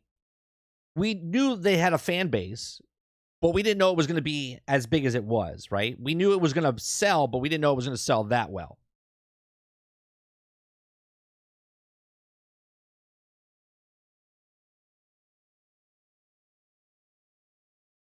It's a terrible value proposition, in my opinion.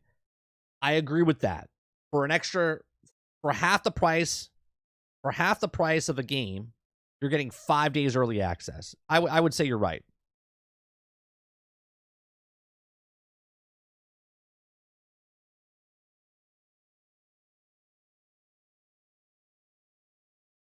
Yeah, but Mo, let's do it in a different way. Saints Row, right? If you pre-ordered Saints Row or you bought the extra version of Saints Row, you got the obligation pass, as I call it, right? The DLC, Redfall, same thing.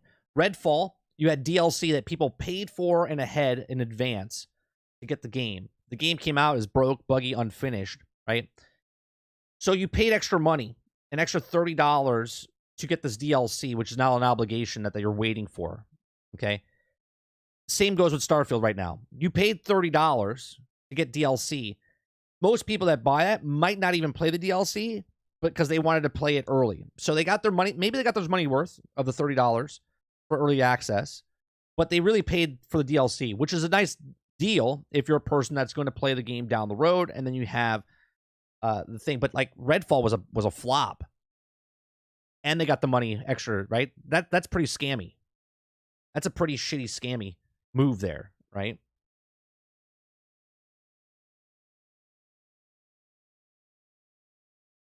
For myself, I was doubting Hogwarts before launch. I mean, that's personal though. To say it was a surprise hit, I mean, everyone knew it was coming out and it was getting huge hoopla about it. I knew more people who bought Baldur's Gate 3 would be good than Hogwarts. Most people expected a flop. We got gold. I don't remember that. I don't remember that sound of people thinking that Hogwarts was going to be a flop, especially since what we saw in November and then December and January. I only paid $30. No, I get it, Mo, because it's on Game Pass. You paid $30 to play it 5 days early, right? And if you didn't pay for it, let's say you didn't buy it, right? Again, it's a choice. It's not a scam for $30 because you bought the $30 to play it 5 days early and you got the DLC. That's the bonus, right? If you didn't want to pay for it, you could have just waited for Game Pass to start like most people did and then play the game. And then you could have bought $30 for the DLC, right? So is $5 worth half the price of a video game? I don't know.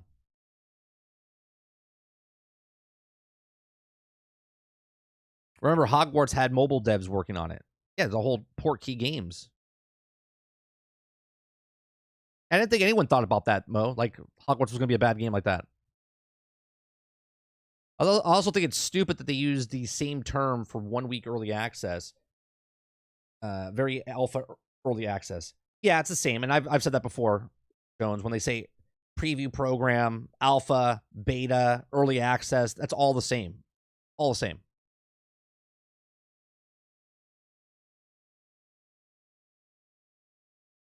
I certainly got my money's worth, and the value is $1, 1 hour of playtime. The fact that enjoyment would make $2 equal 1 hour, still worth it.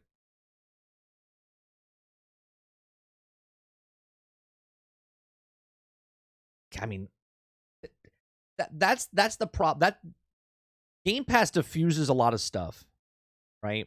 Even Redfall. Let's be honest. Even Redfall. Redfall comes out. It's an incomplete game. We can all agree that if you like it or hate it, it's an incomplete game. Even the devs thought it was an incomplete game. So to say that, well, they stole your money.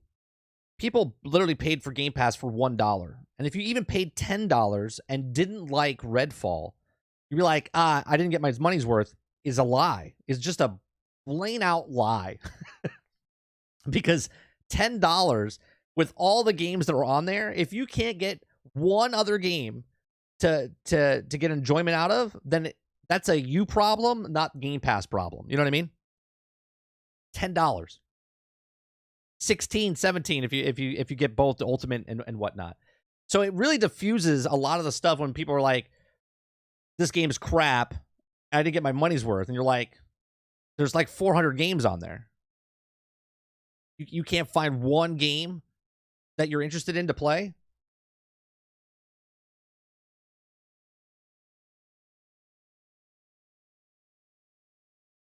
Travis says, at the end of the day, I want people to enjoy but yeah, even Starfield, if you enjoy the game, it's good. As gamers, you should want others to enjoy what they play.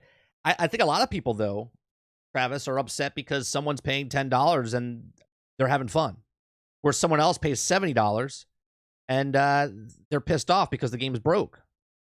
Right? If the game's broke on Game Pass, okay, you just move on to a different game. And you still save $60. That's the difference.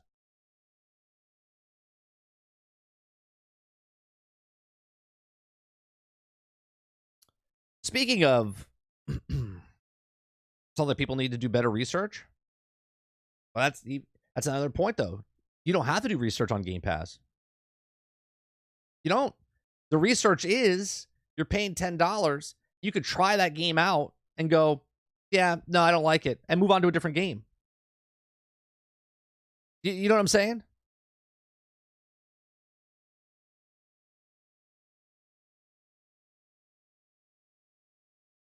Before Starfield, the last early access game I paid for was years ago. Game Pass as a whole allows me to be patient and try a game before I buy it.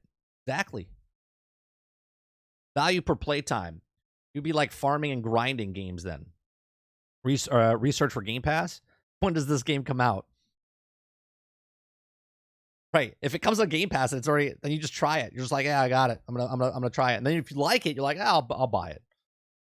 If I'm paying $70 for a game, it won't be broke and buggy. I do my research.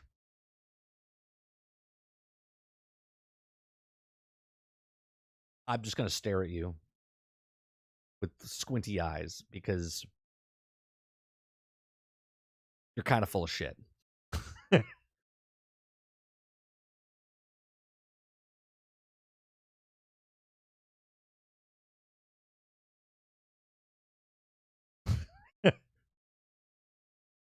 I can't afford to be wasting 70 quid on a question mark. Yeah, I get it. I get it. Travis, you buying a game, not full price, okay? Right? But you comparing Game Pass to a game that's full price.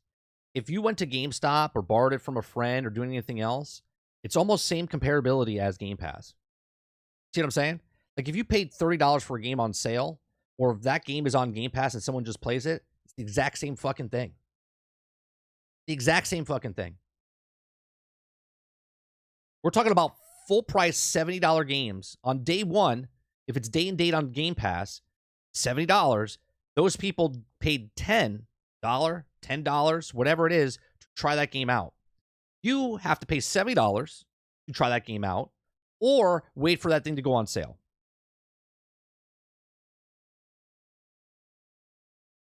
He says, many times I decide within the first 2 hours that they love the game on Game Pass, and I stop playing it because I will go to purchase it. If I don't want it, I save the file, being stuck in Game Pass.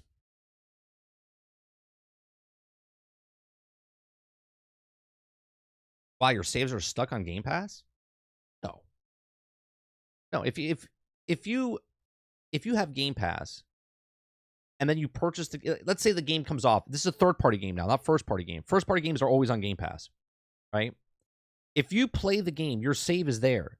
If you decide to play the game and like purchase the game, your saves are still there. That's not true.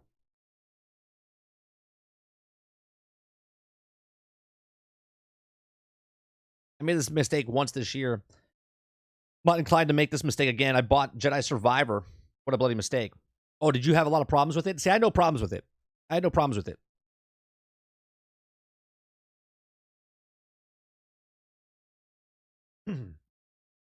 No, Travis, a lot of people were having problems with the game. It didn't happen to everybody that bought the game. This happens a lot, right? Again, I give the example all the time with Fallout 76, right? Fallout 76, I played the game and there was like hiccups here and there, right? But the internet was exploding, saying that the game is bad, the game is terrible, blah, blah, blah. I played for 82 hours, never had a game-breaking bug, okay?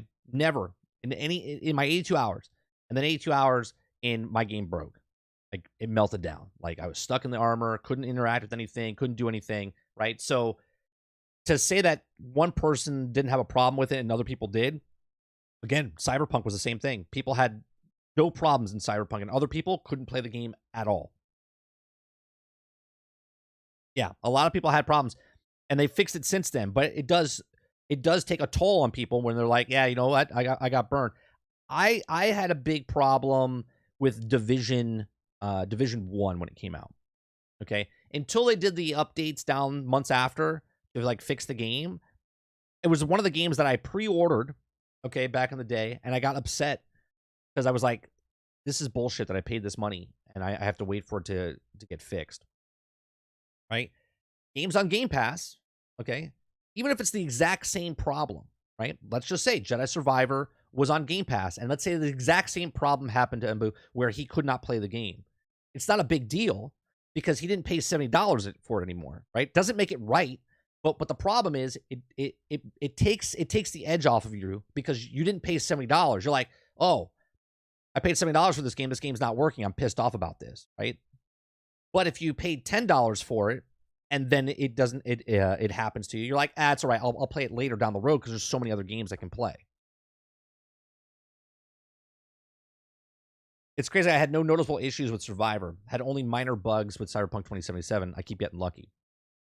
It's almost like remember when Xbox 360? I don't know if you had an Xbox 360 back in the day when you had the red ring of death. Not everybody had a red ring of death, right?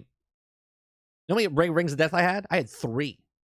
I had my first Xbox. Red ring of death happened, I think, within 9 months of owning it. I sent it back. They gave me a new one. Well, refurbished one. And then 3 months in, it happened again. And I sent that one back. And they gave me another one. And it happened again. And then the last one, which is the one I own now, which was a brand new machine that they gave me, I have yet to it has yet to happen because I think it was the serial number after they made the fixes. So it doesn't have that problem. I played over 70 hours of Jedi Survivor. Only issue I had was the frame rate dip once in the area packed with enemies. But other than that, it was a phenomenal game. Same experience I had, bros. Same exact experience I had. No, I meant if they remove the game and I don't want to buy it on Game Pass because if it's on sale, offer isn't great yet. Wait a minute. You're saying if you play a game and it's on Game Pass, and then they remove that game from Game Pass, your save file is still on your Xbox. If you don't buy that game, or if you want to buy it 10 years from now, that save is still on Game Pass unless you delete it. Honestly, most of the time I hear people complaining about how low frame rates and dipping. It looks like they're making it up. No, there are issues of things that happen. Like in Jedi Survivor, I did get little hitches here and there, like Dave Rose is saying, like in certain areas like cities, you would see it, or if too many people were on the screen, you would get a quick little dip, and then it would clear itself up. Abu says, yeah, I tried Redfall, buggy, but shrugged my shoulders because it didn't cost me anything. Jedi Survivor was costly less than, and right, exactly. When someone gives you something, right? If I give you a gift of that game and the game is broke, you're like, I'll play it because I didn't pay for it, right? Or you put it down because you have no investment in it. But if you pay for something, right? If you pay for something, that pisses you off. Rose said, I had 12 red rings of death. This is why I will never buy a Microsoft console ever again. 12 red rings. My God. Yeah. You wrap it in towels and put like an ice pack on it. Oh my God. I remember those days. It's ridiculous. Yeah. The saves are there 100% unless you delete it yourself. And if you remove it, it says, do you want to remove it off the thing? Do you want to delete all the files? I always keep my files just in case I buy the stuff.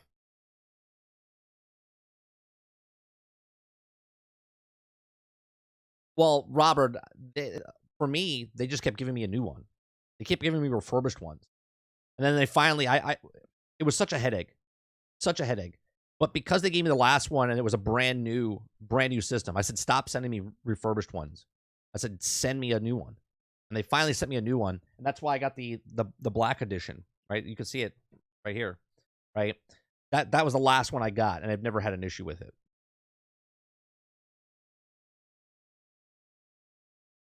All right. Let's talk about Diablo 4. Okay. So Diablo 4 Seasons of the Blood deep dive stream will take 4 hours, Blizzard confirms. Okay. 4 hours. So yesterday, Diablo 4 general manager Rod Ferguson tweeted that he also be so much content coming this season to the Blood that the team would require multiple live streams to cover all the upcoming features since the tweet. Multiple Diablo 4 team members have confirmed this statement. Okay. Late last night, Diablo 4 Global Community Development Director Adam Fletcher replied to Rob Ferguson's tweet, suggesting that both live streams related to the Season of Blood will last around 2 hours each. Okay. While the previous developer live streams have clocked in at about an hour and a half, the campfire chats have averaged about an hour long, and the upcoming live streams discussing Diablo 4 Season 2 are expected to combine for a whopping 4 hours to further solidify that these statements. Diablo 4 lead class designer Adam Jackson confirmed there was no exaggeration. It appears that the team has been hard at work after seasons of malignant, disappointing introductions of seasonal content in Diablo 4. So far, it appears that the team is listening to the community feedback and making changes to further improve the gameplay experience in Diablo 4, but it also will be enough. Well, but will it be enough?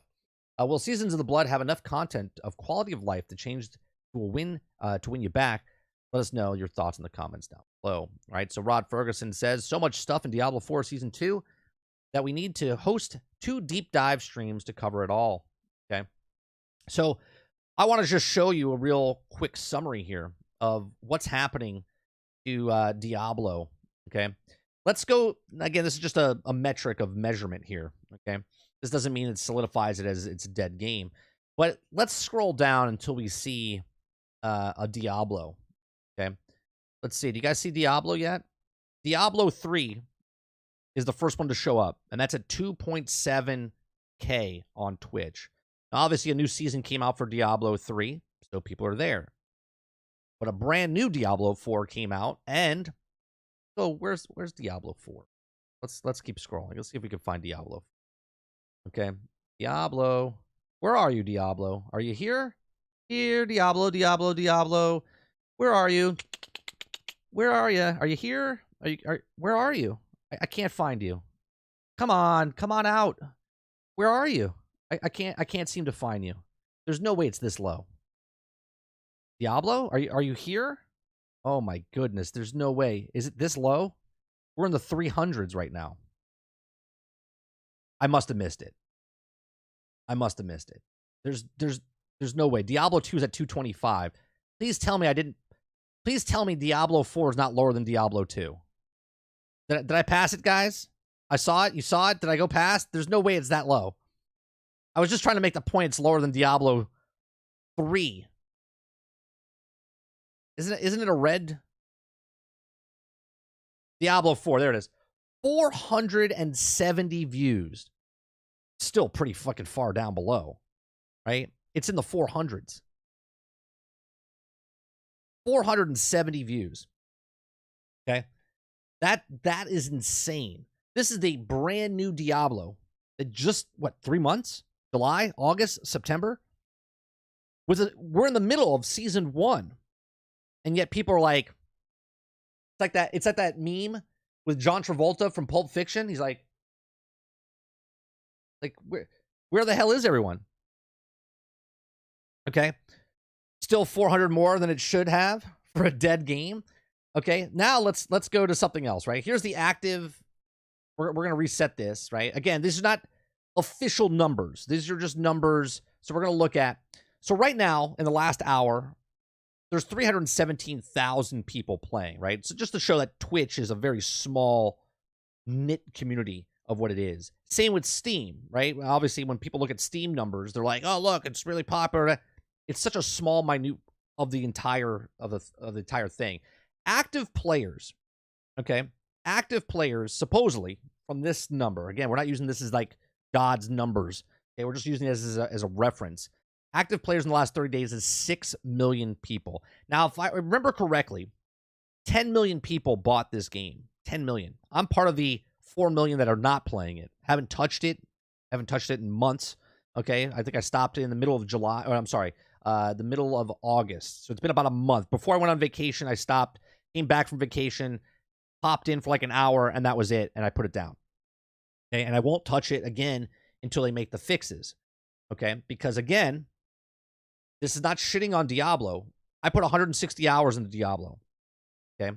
I enjoyed the single player. I enjoyed the game itself. I played enough, and I went, you know what? I'm good. Right now, the player base is diminishing. Even though when you look at this number, 6.6 million, okay? 300,000 active users, supposedly. They announced the Season 2 pass, or the season, right? Just 2 weeks into Season 1, when we were talking about it over the holidays, or not holidays, over the summer. Okay. They're like, oh yeah, we have season 2 coming. You're like, they're already announcing season 2 and promoting it while they're in season 1. It's crazy to do that. Okay. So much so that people are losing interest. Okay. There's an article from last week that said Diablo 4 event seamlessly has low attendance. Low attendance is an understatement. Okay. Despite the frequency updates as well as Season of Blood coming out next month, barely anyone attended a recent Diablo 4 live event. Okay.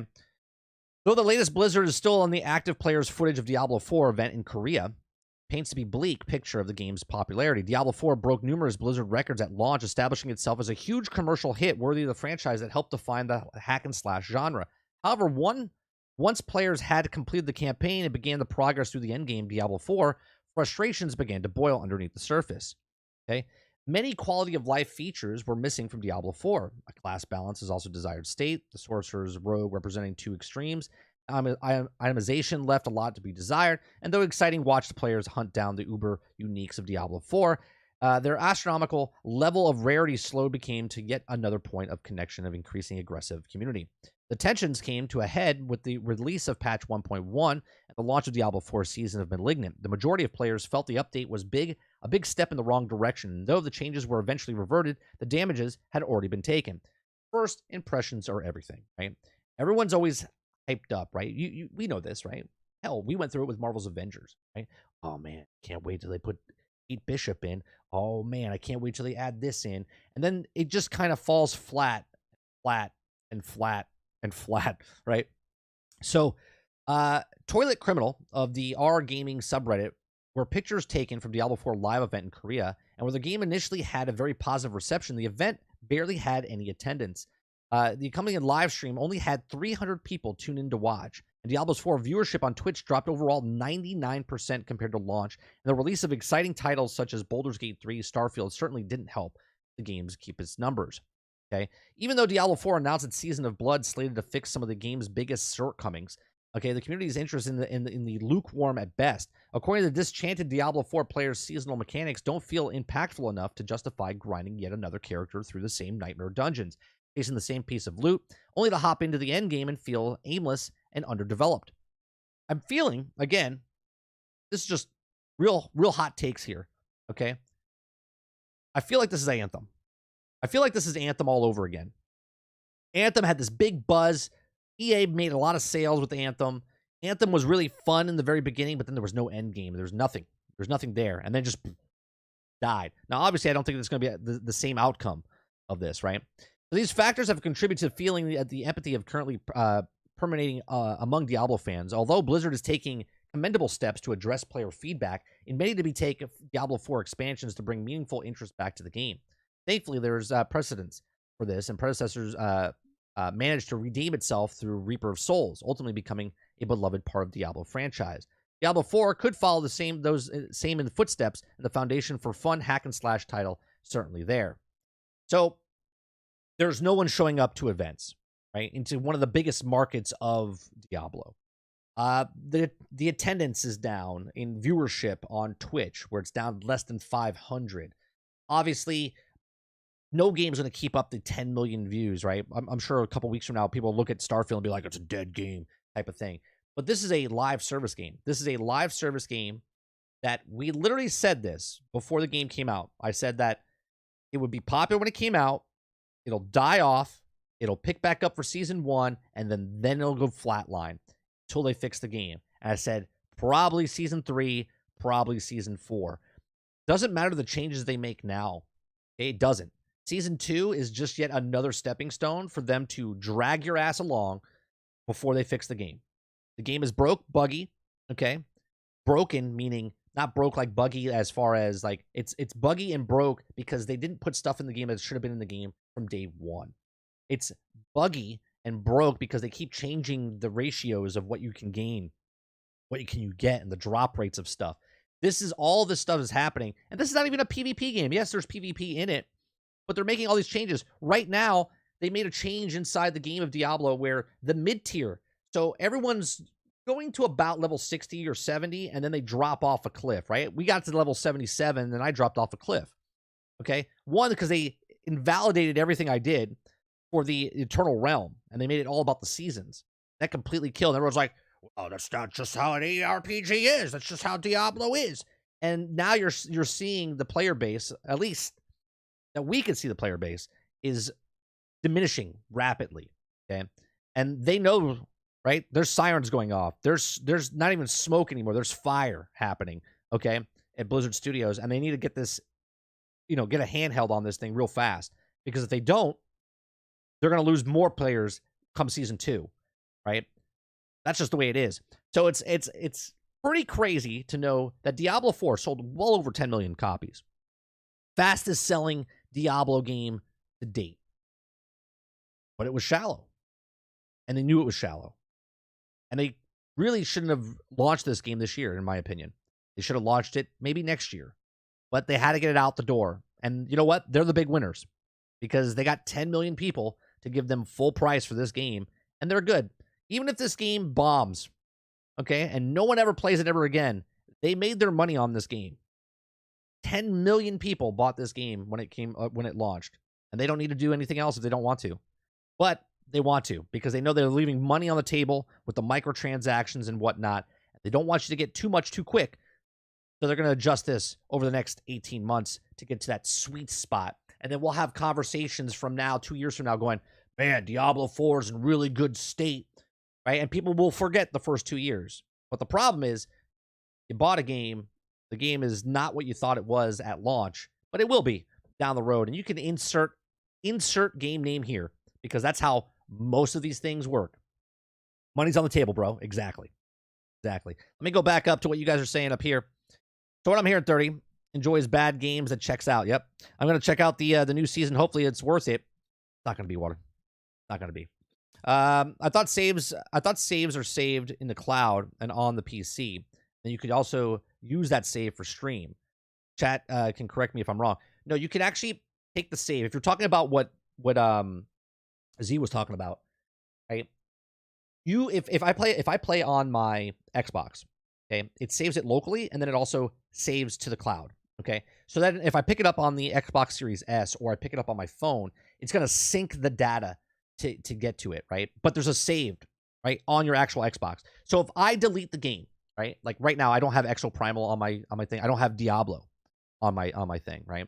Exoprimal's on Game Pass. Diablo obviously isn't, but Exoprimal's on there. I deleted it from my hard drive, but I still have the save file. So if I download Exoprimal again, okay, it'll link up to my save and put my stuff right back in.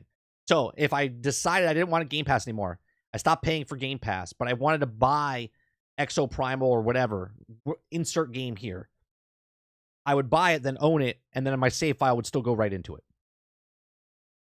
Destiny 2 was fun. At least the last 2 days they patched in the last night. What's going on, good Baba? Roic, what's going on? For me to grind for 60 to 100 hours is so boring and takes way too long. For Diablo, yeah, I had fun with the campaign. I'll make a statement here. I rushed through it to get to the mount, and then once I got the mount, it kind of ruined the game. If I took my time, I think I could have got more time in the game and explore more. But more people were like, "Oh, you should get past." I'm not going to listen to that anymore. Like, people are saying rush through Starfield. I'm not doing that either. Could have got a lot more time. But I did enjoy my time in Diablo 4 for the story and whatnot. Yeah, game-breaking bug made Destiny fun except for in PvP. That's a well-organized thing that they're doing there for Destiny. That's on purpose. That's not by mistake. That glitch that they're doing in Destiny right now is not by mistake. That is literally to get people in. They've done it multiple times in the past, and this is just the biggest one yet.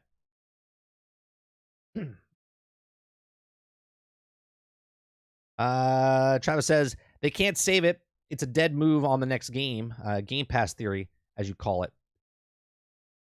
Well, that could be a thing, Travis. Obviously, it's going to go through. Microsoft's going to own Blizzard. And Diablo would be a perfect fit on Game Pass, would it not? What other live service games besides D2 and D2 have lasted? Talk about Destiny 2 and Diablo 2?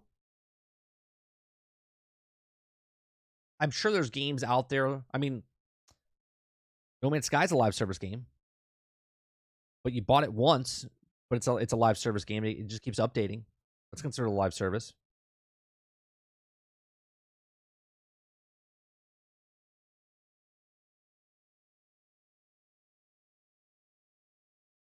Just deleted Diablo 4 from my console yesterday. Yeah, I deleted it a month ago.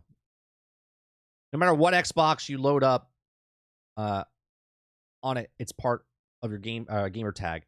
Yeah, but it has to sync. It's still on your local drive, though. You can literally save it. It says, when you install a game and when your saves go, do you want it on an external hard drive, you want it on the hard drive, and it also saves to the cloud.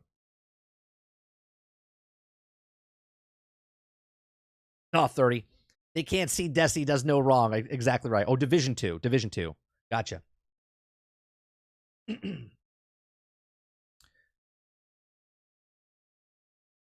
Diablo and Have Pass are like peas and carrots. Oh, Diablo and Game Pass are like peas and carrots. Got you. Yeah, it's definitely going there. Minecraft, yeah. Rushing through a game about exploration seems weird to me, 30. It is weird. It is weird. I'm going to be replaying Spider-Man Remaster, then Miles Morales to get Spider-Man 2. That'll be fun, Jesse. That'll be fun.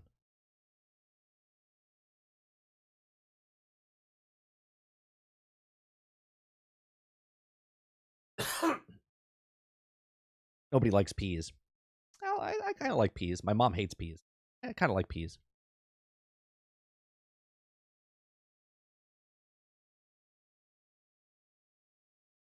What else we got here today?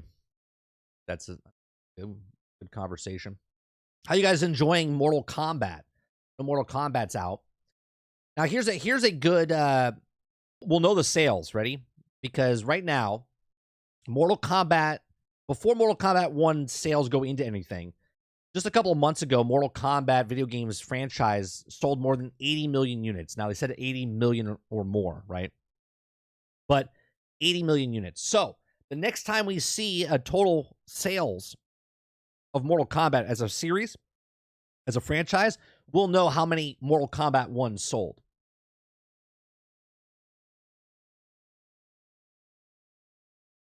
You might get Spider-Man fatigue. Playing too many Spider-Mans in a row. Yeah. Yeah.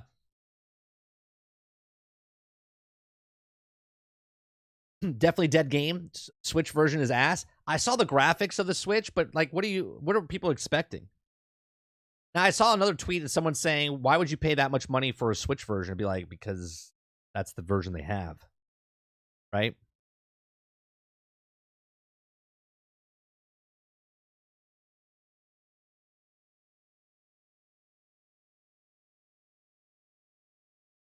Yes, Mortal Kombat's got 80 million. It's the top selling fighting game franchise sales, but it also has like 26 versions of Mortal Kombat, if I'm not mistaken. There's like 26 versions.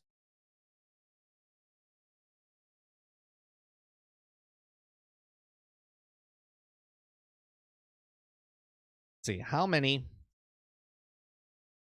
Mortal Kombat games are there? Yeah.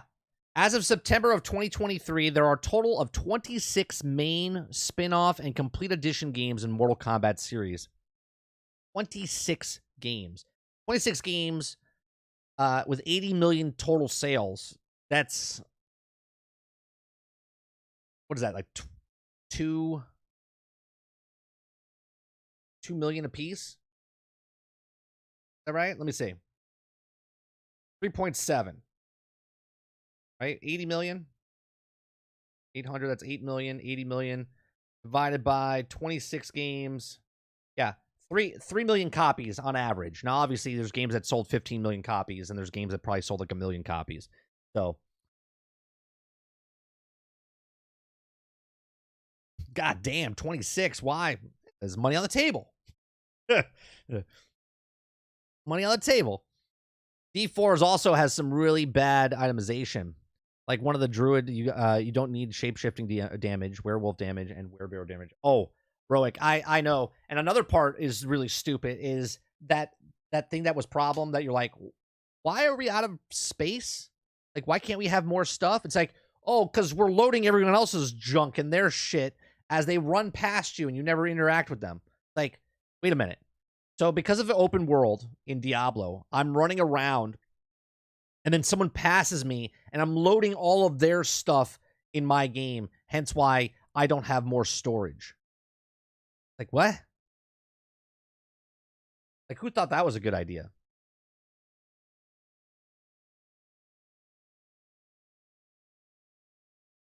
"20 Mortal Kombat games and people complain about sports games being samey." That's funny. Yeah, 26, right? 26 Mortal Kombat games. And then here's another, let's look at this, right? How many because number 2 on the list for fighting games, okay, is Smash Brothers. So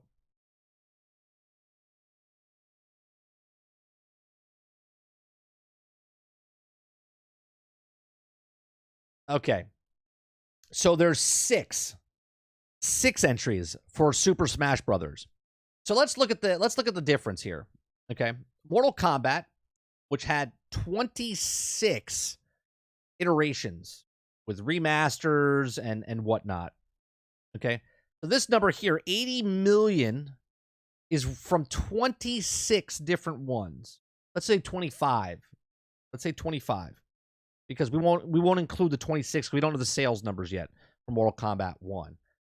Then you have Super Smash Brothers, which has 6 versions and has 71 million.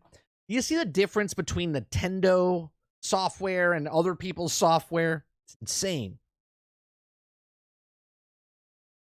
It's insane.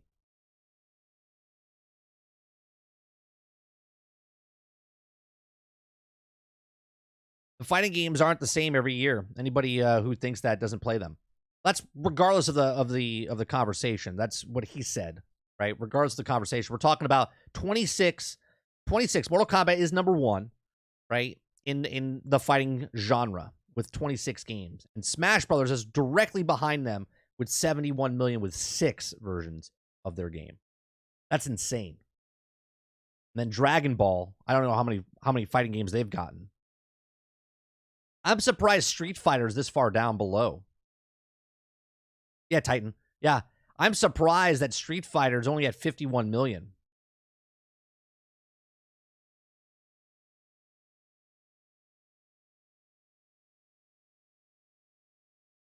Well, Mortal Kombat's got a huge fan base too. I mean, there are Mortal Kombat games that sold like 15, 12, 15 million units.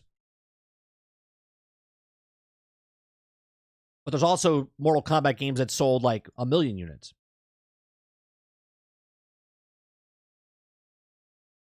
Final Fantasy, or I'm sorry, Final Fantasy. Street Fighter 6 will win Game of the Year this year. For fighting games, you think so, Titan? I haven't played any of them, so I have no. If I took a guess which one, it would just be a shot in the dark. It'd be like throwing a dart at a board.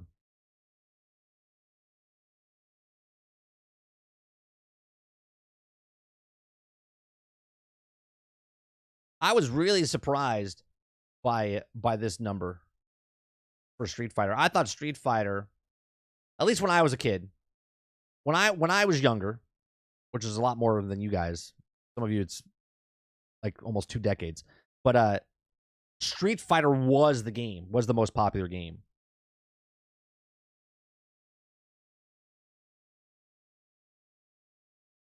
Street Fighter is the same, if not more. It's also grinds my gears having to buy old characters from older games, limited number of characters on launch. It still is? It still is what, boss? More popular than Mortal Kombat? Or you're saying it's still more, it's still popular? It's the most watched fighting game. Yeah, but the sales, what I'm saying, I'm surprised at the sales. You know what I mean? To think that Street Fighter only has 51 million total across all the Street Fighter games, that's surprising to me.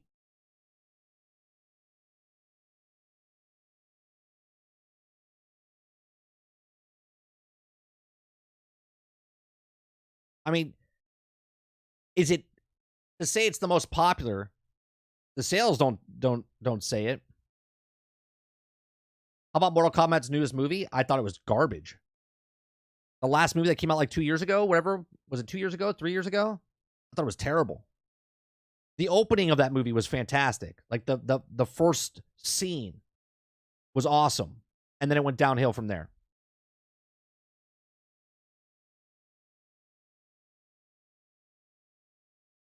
Mortal Kombat has a fan base that will buy it, beat the story, and drop it like a damn pleb. Street Fighter people aren't getting that the story, so it scares away the casuals. There's a reason Mortal Kombat is dead in a year. Street Fighter is going on to the next installment.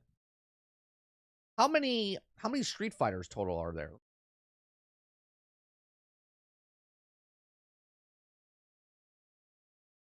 Just the 6, or is there other spin-offs? 5. 6. Capcom launched 5 main entries in the series. And this would be 6. So only 6 games.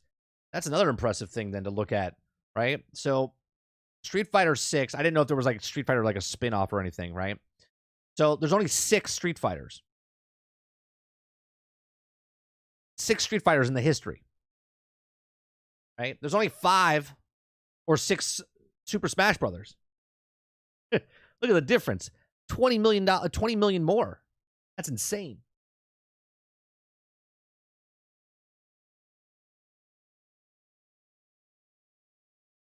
Mortal Kombat 10 is still played on a regular basis. Their launch ever one of those entries at least twice. Is that true? Let's see. Let's see. Yeah, there's a lot. There's got to be more than 6. Look at this. Why does it say 6? And when I look it up, there's like 106. It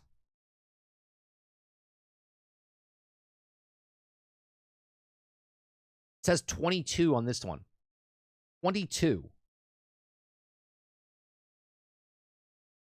So there's Street Fighter, Street Fighter 2, Street Fighter 2 Championship Edition, Street Fighter 2 Turbo Hyper Fighting, Street Fighter 2 New Challenges, Street Fighter 2 Turbo 94, Street Fighter Alpha Warrior's Dream, Street Fighter Alpha 2, New Generation, Second Impact, Alpha 3, Third Strike, Fighter 2 Turbo, Fighter 4 Arcade Edition, Fighter 4, Street Fighter 5, Street Fighter 2, The Final Challenge, Street Fighter 5 Arcade Edition. That's fucking hilarious. Like, so there's been a ridiculous amount of Street Fighters. That's funny. So there's been 22 Street Fighters. Now, see, that's less impressive. 22 at 51 million total sales. It's pretty shitty. That's pretty shitty. Compared to other fighting games. 51 million copies. Yeah, it's average 2.3 million copies sold.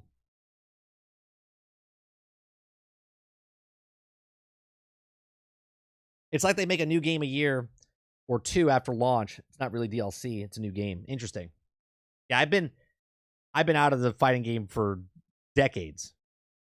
Decades. I don't think I bought a fighting game since the Capcom versus Marvel was my last one on the Sega Dreamcast. I'll be honest. I think that's the last one I bought. Like a fighting game.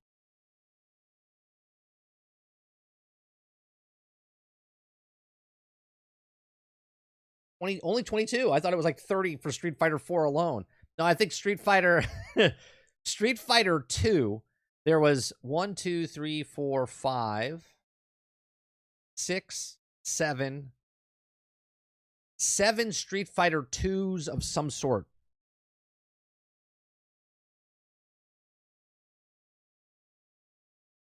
That's pretty crazy.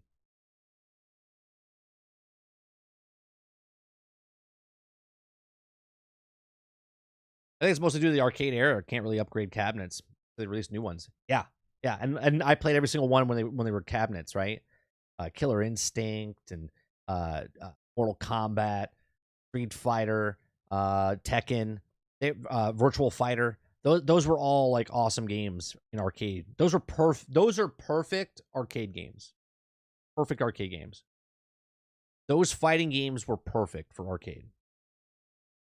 Good competition, right? Like you felt like you got your money's worth because you were fighting against other people. You know what I mean?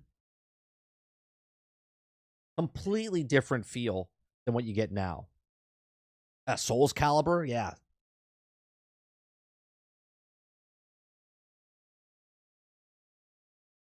To me, arcade games, like the what I didn't like about the racing games and arcade games, those are fun to play, but like competition games, like yeah, you can race other people and they're fun, but it goes by super fast. Where if you play a fighting game in the arcade, you felt like you got your money's worth because you're always going up against another person, right? So you could have gotten your ass whooped real fast, or it could have been a nice match back and forth.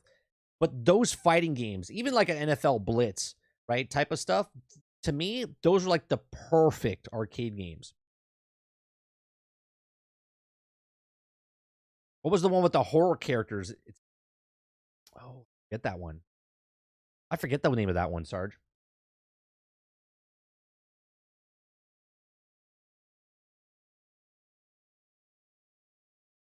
You guys liked what we do here. I never really advertise it or anything like that. Make sure you hit that like button. I say it in the very beginning. I say it near the end. But the like button really does help. It's the least amount you can do for us over here besides watching. If you hit that like button, it helps us out. We're a small channel. It pushes us out to other people. I know there's a lot of people doing what we do on this channel as far as interacting with chat like this. We're just, we're not toxic in any way, shape, or form. We just read the news and have conversations about it. If you like that, please hit the like button. If you want to go above and beyond that, hit the subscribe button. If you want to go above and beyond that, you can become a member as little as $5. Dark Stalkers. Was that what it was called? Let me look that up. Is that what it was called? Dark Stalkers.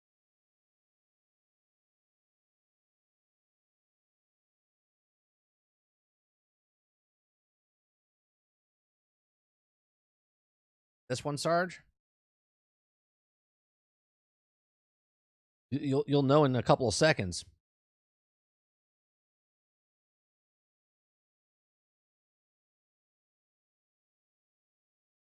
With the hot vampire chicks. Catwoman and vampire.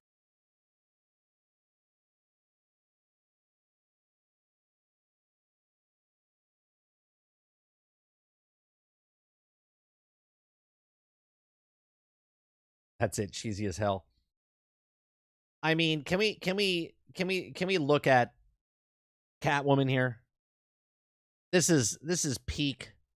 This is peak video game at its as essentials, right? Hot, attractive girls with barely anything to wear on there. Let's see if they have another person. There's only like 2 girls in this game. Oh, they're still using Catwoman. Let's see. Got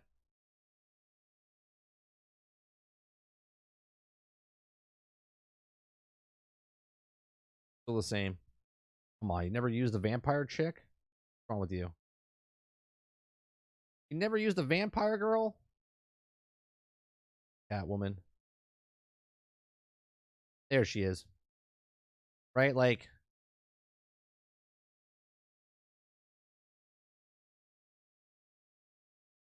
right? Like, that's what they did. Right? Organa.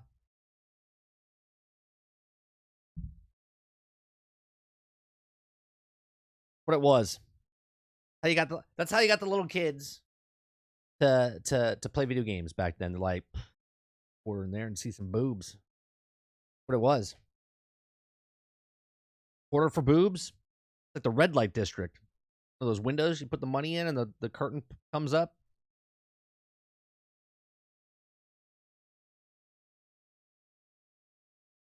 But with you, mentally, you will never be good because you're scared to play against anybody. Oh, you must be talking to Travis or someone. Okay. Dead or Alive. Oh, that's right. That's right. Dead or Alive was another one.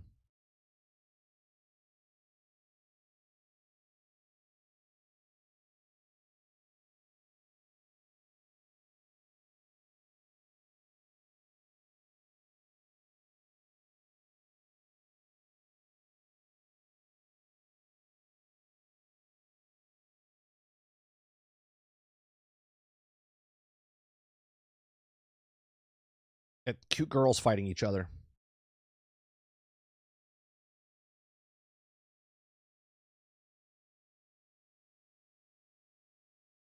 Graphic's pretty good. I don't remember that one. I don't remember that one. We'll have to look that up.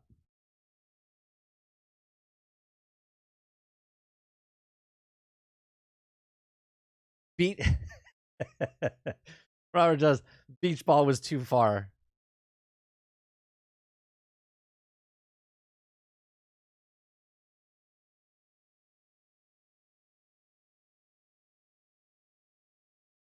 I don't remember this one. Boo. I don't remember this one. This is on PlayStation, wasn't it? Yeah, I don't remember this one. This looks terrible for even back then. What year was this?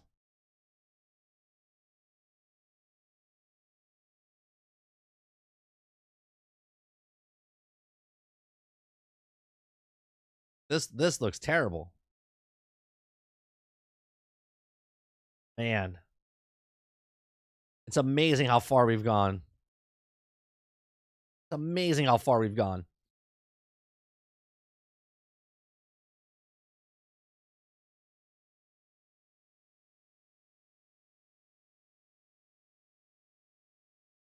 Yeah, but was Virtual Fighter in the arcade when they brought it in?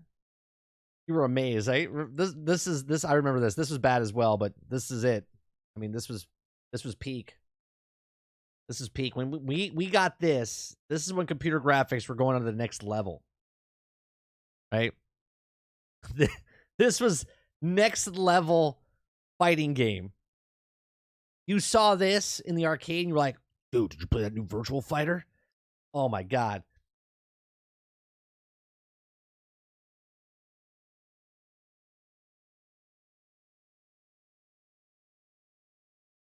It was so good in the arcade. This pixelated, this blocky. Oh, that's a legal hit right in the nuts.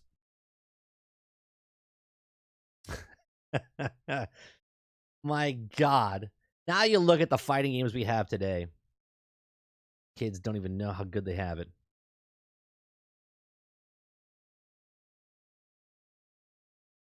Don't know how good they have it.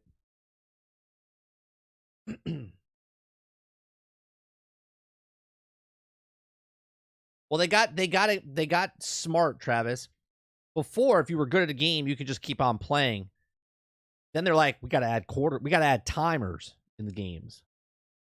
That's what it came down to.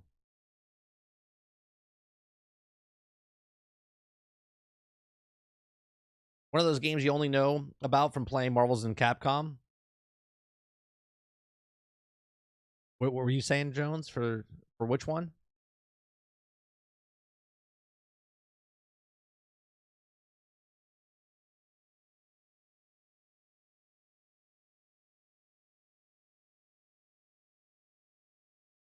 There were so many good fighting games. You know, one of my favorite sports games called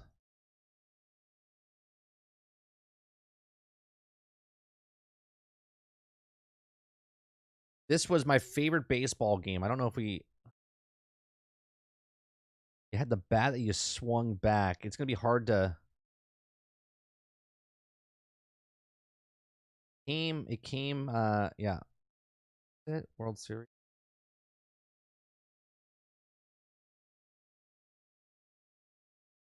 No, that's a different one. There was that one that came out in 2000. Yeah, here it is. This was my favorite baseball game when I played in the arcade. Right? The graphics and the timing. So you had a bat on the actual device on the cabinet itself. It was a lever that you would pull back, and then you would have to, and you would move it, and you had. It was such a good game. This was peak. This is best baseball game in the arcade. They had the joystick where you could hit with the buttons, but the best one was when you pulled it back. They had the back. It was amazing.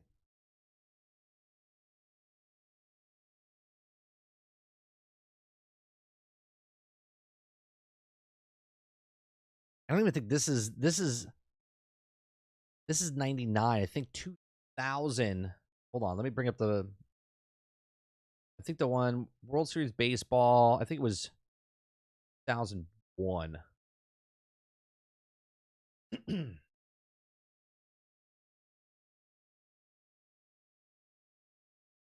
Is it?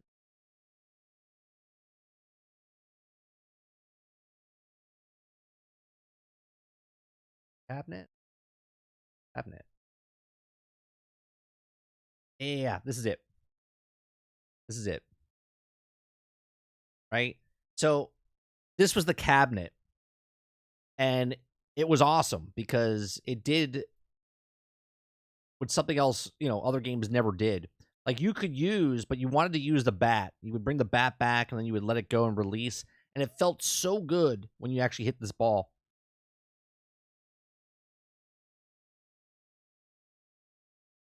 Right? You pull it back halfway for the bunt. So good. And the graphics for this game were fantastic as well.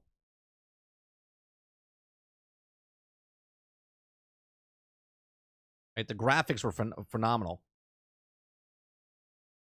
20 years ago. 20 over 20 years ago now.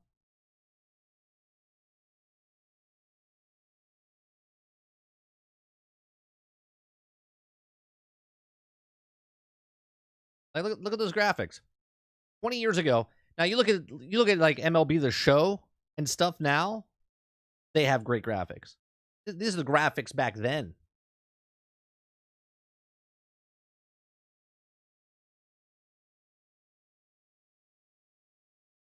I love going down memory lane. I would love if they made another game like this for actual arcade. I don't know if they do. I haven't been to an arcade in a while. And the arcades that you go to now, they're all like redemption games and stuff. There is this actual redemption game that's a baseball game that has a bat like this that you pull back and you hit. And I'm there for like 20 minutes playing the game because I know how to hit it. I get a crap ton of tickets from it. I love that. I love arcade, man. Arcades are arcades are they're gone, but man, what a memory. Ken Griffey Jr. Love Ken Griffey Jr. I knew every player. Travis, this is no joke. It's probably the game I played the most ever in any game. Ken Griffey Jr. baseball. Even today, standards where I have like 48 days inside like Sea of Thieves or whatever else like MMOs. Ken Griffey Jr. baseball I played for so long. I knew every player on every team, where to put them in the box, and how to hit with them. And I knew how to let people look like they were winning because no one would want to play with me. Nobody would want to play with me. Because I would just whoop them so much that they just stopped playing with me. Okay. I knew where to put every person because back then you could move people inside the batter's box. They don't do that anymore for some reason in baseball games. Right? I don't know why.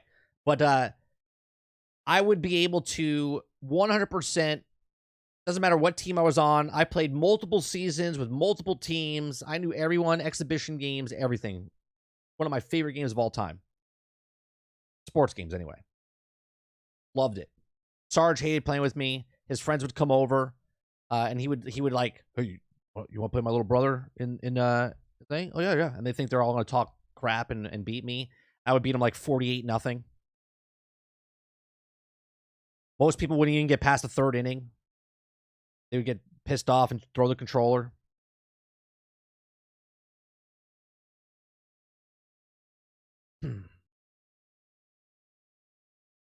Thought was the dude at Dance Dance Revolution all day, hitting the high scores. I used to love Dance Dance Revolution inside the arcades there, Reese. Oh, the fighting game? Yeah. You talk about the old school stand-up one where you had the joystick, or are you talking about the one you sat down and played? You're talking about the old school where the controller used to do this and it would do this as well?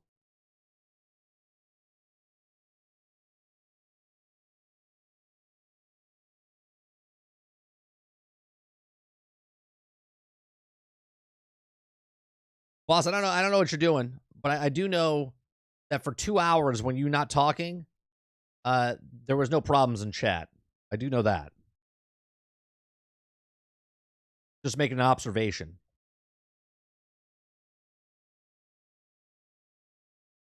I lost friendships over Mario Party. Like Monopoly. You don't play we don't play Monopoly in our household.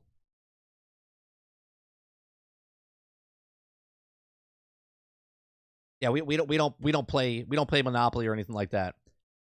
Go over someone's house, they're like, hey, you wanna play Monopoly? I'm like, better not.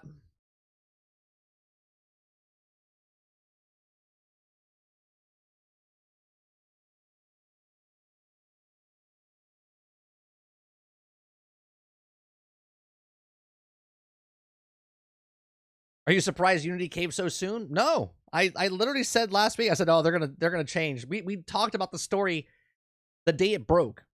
And I said, yeah, they're gonna change their ways real fast. Right? I'm not surprised. I said I even compared it on the podcast last week. I said, this is what Xbox did when they raised the price for gold. Remember that just 2 years ago? And they're like, oh, we're going to raise the price. And everyone's like, what? Not raise. And they're like, no, just joking. We're not going to raise the price.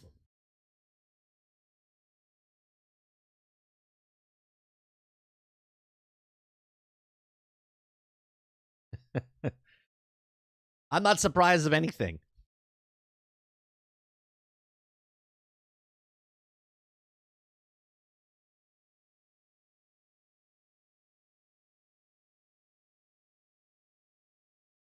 Let me look at the new Mortal Kombat for a second.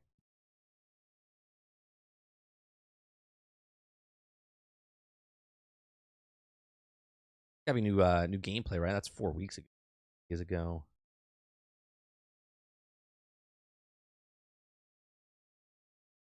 I'll probably get flagged for bloody content. I'm gonna look at it a little bit. I'm not buying it. I'm not interested in it in any way, shape, or form. Yeah, the thing with PlayStation though, crowded is I don't know why you raise the price as much as you 40%, I think they raised it, right? Without putting anything else in there. It's like the same thing that you were paying for on Monday. On Tuesday, it's 40% more. That's what I don't understand. That's the biggest issue I see with them doing what they did. Soup says I'm pulling the trigger on it. You're gonna get Mortal Kombat?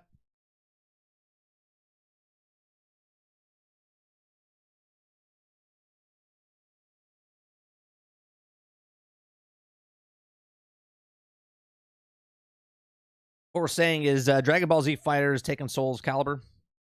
Just looking for people to play and get better. Or talk shit. What he's looking for.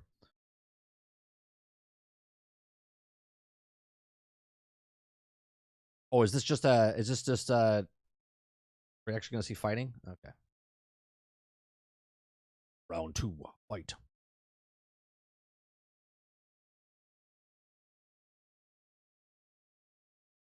What year? Wait, I guess it was Injustice, right? What fighting game was it? Maybe this one does it because I've literally seen 10 seconds of it. Where the boards change or it moves kind of. That was Injustice, right?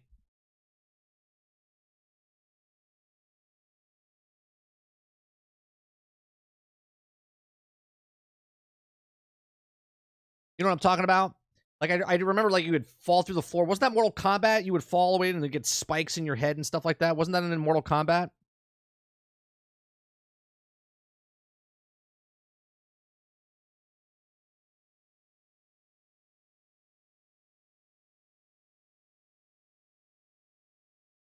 So we were raised when they talked about raising it to continue to bring the quality to give us Saints Row. Mortal Kombat 3, I think. You know what I'm saying? Like there was one, I think I could have sworn it was like Injustice. There was a game that would play Armageddon, it sounds like. It was PlayStation 2 era. I thought it was recent. When I say recent, maybe the last 5 years. I remember a game. Let me look it up. I think it was Injustice, where you would go through and the boards would change.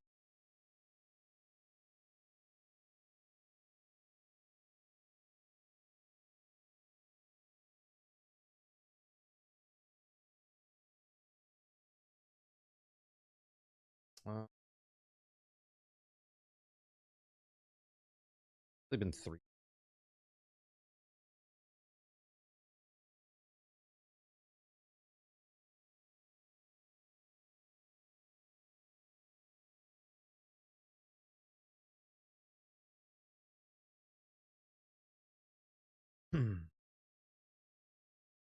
Let's see. Fighting.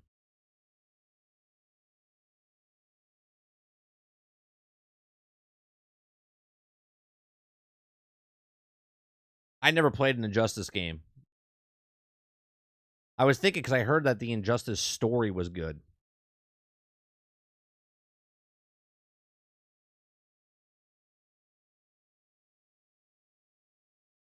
This looks pretty fucking good.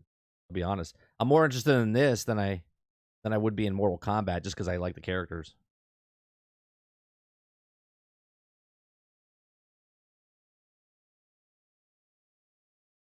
Here, let's fast forward. Isn't there a way? Didn't they like break through the floor or did other things? Guess not.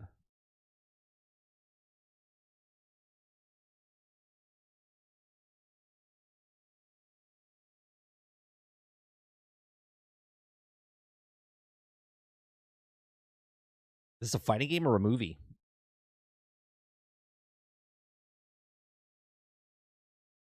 Stage. Ow, did he just. Oh my god, did he just rip off his face? Dear Lord. I'll look it up in a second, Big T. All of them do? Okay. So that was like a raise the bar moment, Big T, and then everybody else hit that bar and now moves it up a little bit.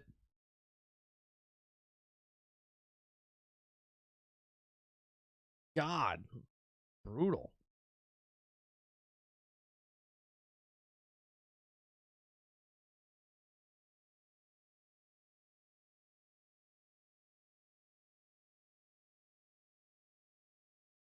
Stage transitions.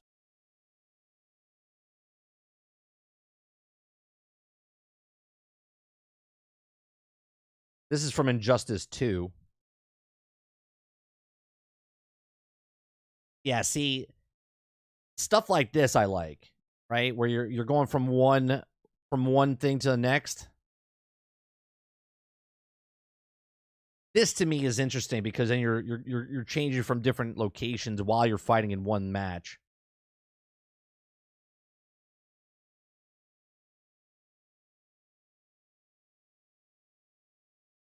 Yeah, this is cool.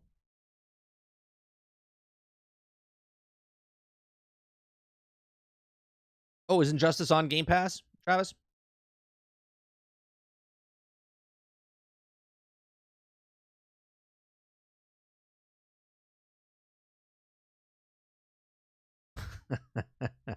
Yeah, this is good. I like this. I don't like the transition of the other person coming in.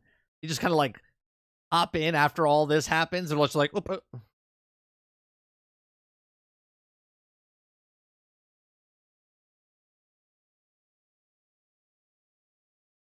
I would like the story mode. Maybe we'll give it a shot one day. Do you have to play Injustice 1 to play Injustice 2 to play Injustice 3, or are they all like kind of like stand alone? And is there a story for each character, or is there a story, one big story for the game?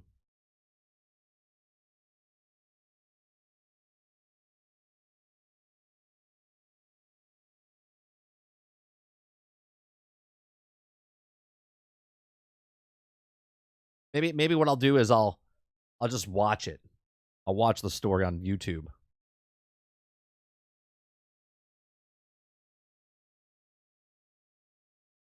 No, but it helps. Yeah, the story for everyone wrapped in the main story. Gotcha. Okay. One big story. That seems cool. I like the graphics. Graphics look good. Don't they have an Injustice 3? Or there is no Injustice 3? Is that like rumored?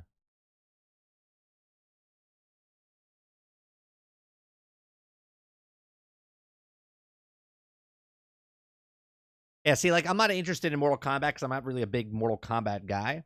Like I like the game, but I'm not a big into the world building of Mortal Kombat. I do like Injustice. I do like DC. I would like a Marvel game like that as well.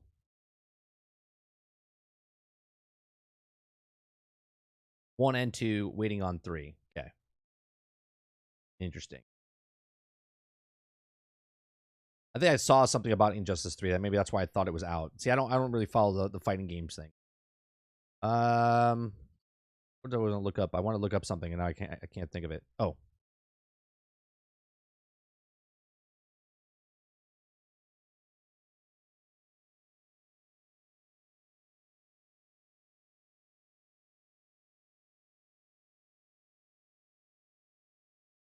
yeah, Injustice 2 is on Game Pass.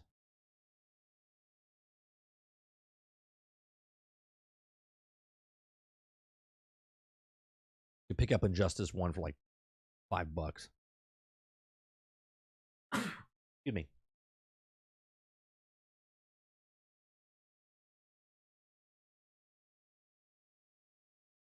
The lore in Mortal Kombat never makes a lick of sense. Yeah, Injustice Gods Amongst Us is $5 right now.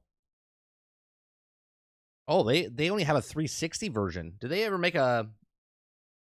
Did they ever update it? Or it's only on Xbox 360. Interesting. I thought it was for Xbox One at least. Playable on Xbox One and Xbox Series XS, the 360 version. Interesting. All right, $5.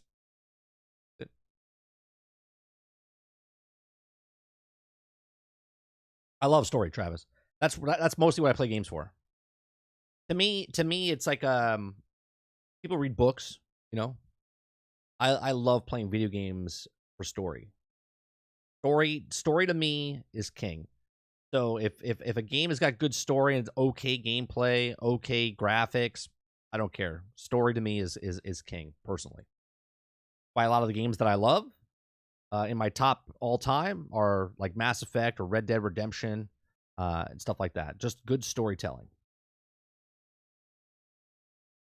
People play games for different reasons. I play it for story. I want to be entertained for the 8, 15, 20, 80 hours, whatever it is. When it's a game when it's a game like Marvel's Avengers where it's like 12, 15 hours, that to me is like a season.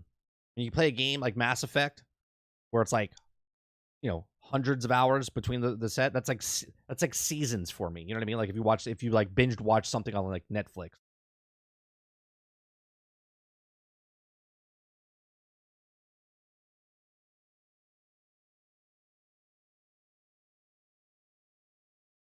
Sure, but it's more appealing though, boss, right? Where that's like saying Call of Duty, right? People don't play Call of Duty for the story. They play it for PvP, but they put the story in there to get the people to buy the game that are interested in the story, and then it's like a bonus. That's what fighting games should be. I actually like what they did for fighting games, even though I haven't bought any, right?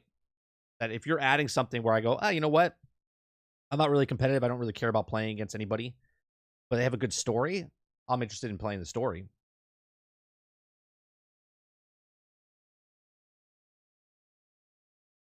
One has a good story, except it's the same problem as the comics, namely, don't know what to send in Psychopathic Man.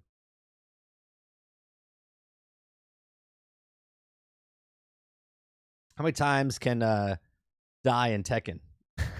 Right. Well, it's the same thing, right? How many times can a person die in like Mortal Kombat or anything like that? I think that's the reason I stopped playing fighting games. Just to me, it is the same. Just graphics get updated more and more.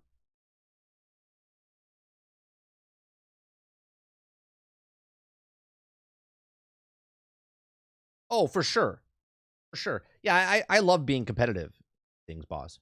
That's not the issue. I'm just saying that when you sell a video game, like perfect example, uh, even in shows, right? Shows that are happening right now, like Ahsoka, more people are not watching it because they didn't get to watch the other stuff, do all the homework to get into, you know what I mean, to get into that show. Where other people that did watch the stuff like the stuff, but Disney's doing a bad job not telling a story, a standalone story, to fill in the people that have never seen it. With a fighting game, there's people that just want to fight, and the people that like fighting love the fighting, just the fighting. But the people that are like, I don't really care about the fighting, they're like, well, there's a story here for you to get into it. It's not necessary, but if you want both kind of casual, hardcore people, right, on the show, on the movie, on the stuff, you don't want them to do all this homework before jumping into this. You just want them to be able to play the game, watch the movie, watch the show.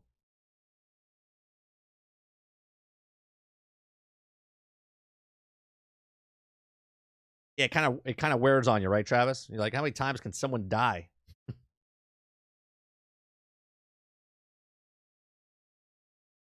So as long as you don't apply history or logic, they're really fun games. Right. Well, I'm okay with if it's history and logic in their own world, and boo, I'm okay with it, right? If you establish stuff in your world building, again, I'll do another example, right? Star Wars set what hyperdrive is and what not. And then they don't follow their own rules that they've set. So in the new Star Wars films, they break the rules of the original Star Wars. So it's like chaos then. It's like, what's the point? As long as you stick with your story, your history, your logic that you set for that world, I'm okay with it.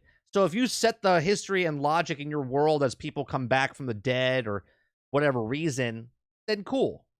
If you don't have any of that, then it kind of breaks the form of what it is. Good stories are good because they have weight in the realm that they built. Bad stories that don't give a shit about it, they're like, it's a movie type of stuff, falters real easy. Same with video games. As long as you set your rules of whatever you're selling in that world, I'm okay with it. But if you don't even appreciate your own rules, then fuck it. What's the point?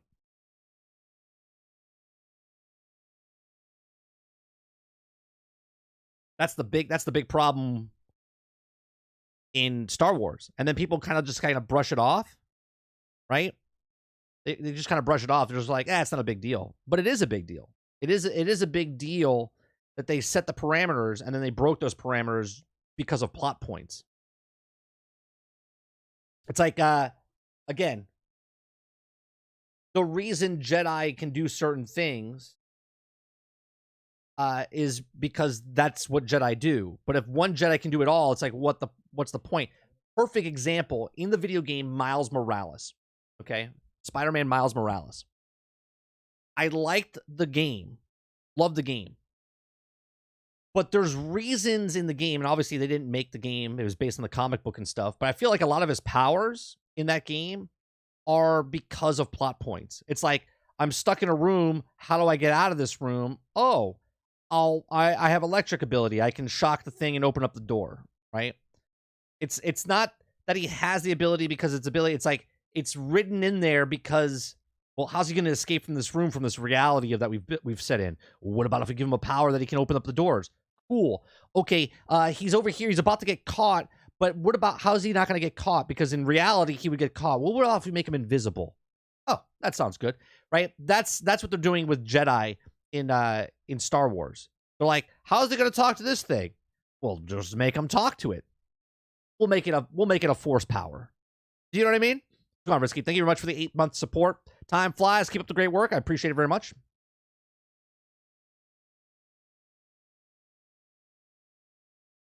That was a genuine question, my last one. Just asking, do you think they broke it on purpose, or maybe there are many writers that they can't keep track of all the... I think it's a little bit of both. I think there's people that don't care what came before, and then I think there's people that they write themselves in a corner and they got to get out, and magic abilities is the point. Hence why most writers in Hollywood now write about multiverses and like there's time travel and there's all this other stuff because they can just fuck it up and just change. And at the end of the day, all they say, well, it's a movie. Well, it's only a movie.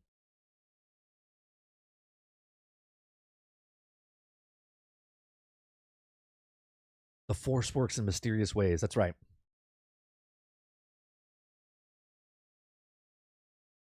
Exactly, Kudababa, right? Tolkien puts all this like lore inside the thing and they just chuck it out the window like, it's just what it is. It's a movie. It's a show. And the problem with that is, I understand it's a show. I understand it's a movie. I understand it's a game.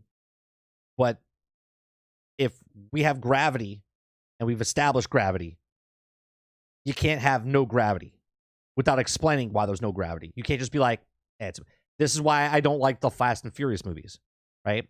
They established something and then they kind of just changed it as they went. They're entertaining, but to me, they're not good movies.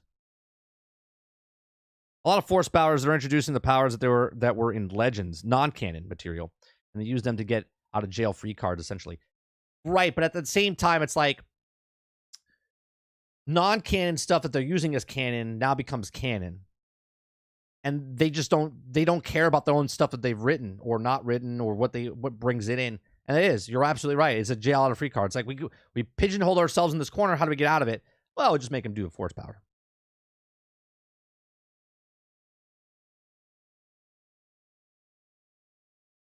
Well, there could be other things in that, Travis. Like his amidst of sabotaging it. It could be maybe his father didn't ever give him appreciation. And again, I'm just Putting it out there, right? Maybe he hated his father because he spent more time writing than he did with his own son, right? Maybe there's a whole bunch of reasons why his son is trying to sabotage his father's work because maybe his father never gave him that time. And now he's like, you know what? Screw you.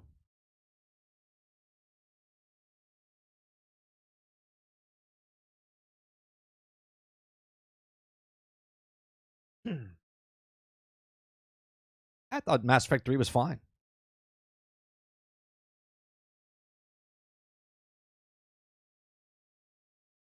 That's exactly what because his dad spent more time on it than me. There you go. I didn't know that, to be honest. Did not know that. I stopped reading Marvel comics because they got way too reliant on time travel. That's the go-to. That's the go-to thing.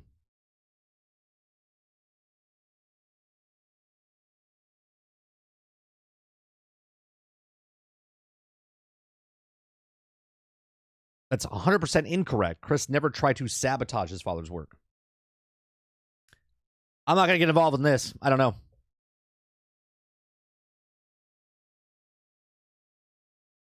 What's the real reason then, Akuta Papa?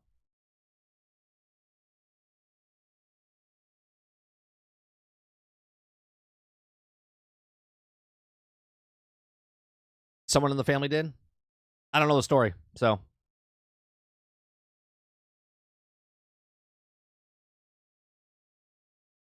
Well, that's what I'm nervous about Ahsoka for, Cujo. Like, I'm worried that they're going to rely on the realm between realms or the worlds between worlds.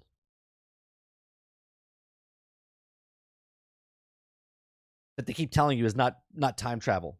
It's not time travel. Kind of is. Again, if they can make it in their own way and set the parameters, and then explain those parameters well, I'm okay with it.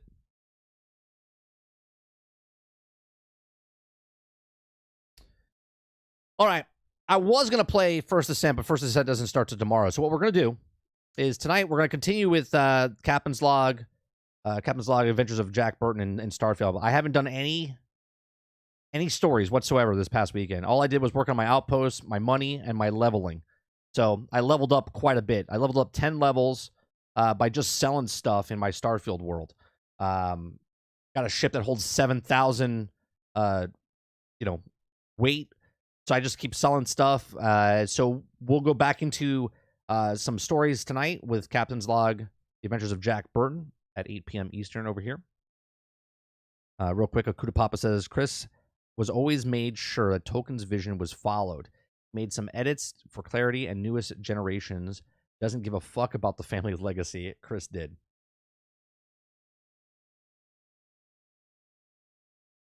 It's the grandson. So the grandson. So what Travis was saying wasn't. It was wrong person, but the right story, is what you're saying. They keep saying it's not time travel, but they also keep saying that they want it to be exactly. Yeah. It's not time travel. Well, if you have to keep telling us that it's not time travel, it's probably time travel, right? Look, this is not a phone. It's not a phone. It's a device that makes phone calls like a phone, but it's not a phone. It's also a computer, but it's not a phone. But it's a phone. No, but it does more than a phone. Chris is Tolkien's son.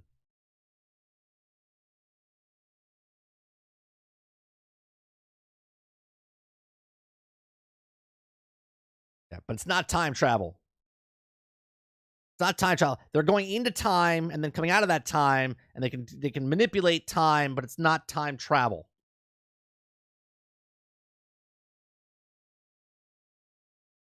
It's not time travel because she came out of the world and then went back into the same portal when she left. So she didn't do anything wrong. But to say that someone goes in there and goes through something else to change time, that would be considered time travel, would it not?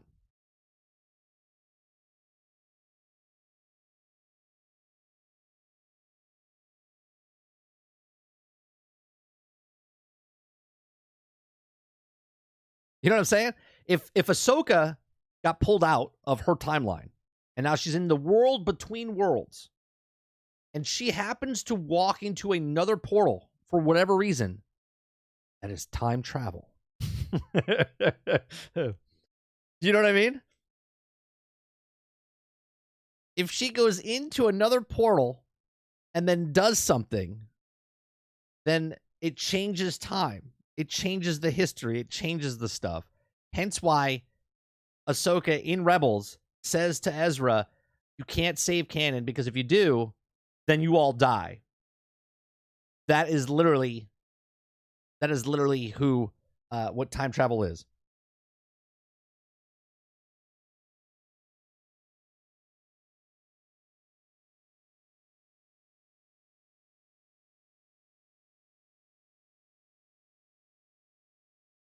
They're Dolphin. They're talking about Christopher Tolkien, Tolkien's son. You keep saying Chris who like you're an owl. Who?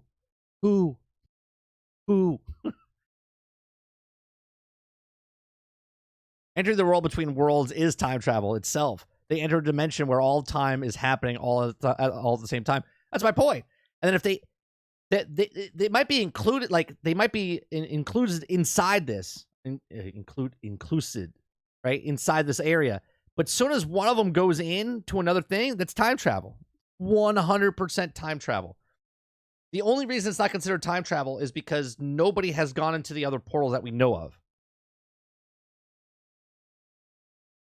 But yet the Emperor shot his lightning into that realm. And he knows of that realm.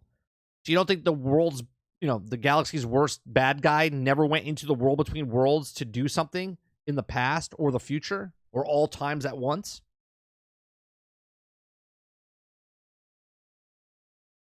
It's so weird. But it's not time travel. It's not time travel.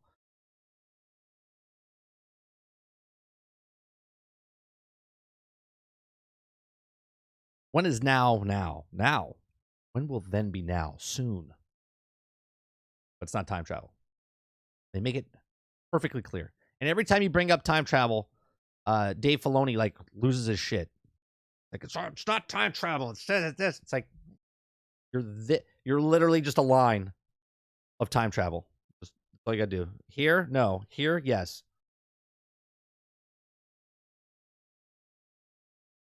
Right, like create a clone for himself. Or not even that. Are you ready? What if the Emperor never crosses the plane? Okay, hear me out. But let's say someone comes into the world between worlds, and then the Emperor talks to this person and says, I would like you to make a clone for me. And they're like, yes, sir. And then they go back into their timeline, and then they make a clone. Is that not considered time travel? He got manipulated by someone from a different timeline to tell this person to do something, then that does something that changes the course of time. No, that's not considered time. That's not considered time travel. All this middle section is the almanac book in Back to the Future. You see what I'm saying? Like if Marty came in, did nothing but grab that thing and walk back into the past, and then opened that book, no one said anything to him. Exactly. 2 points in that time conjunction or in that instance, right? So technically, the world between worlds is the almanac book in Back to the Future. Just you reach in, you grab it, you pull it out. Because two different people, he pulled her in, and they chatted, which now gives him information of stuff that happened in the past, and he said stuff that happened when she was dead, which now changed history. Because she went back into her own realm, did her things, but knowing the knowledge that she knew about going in.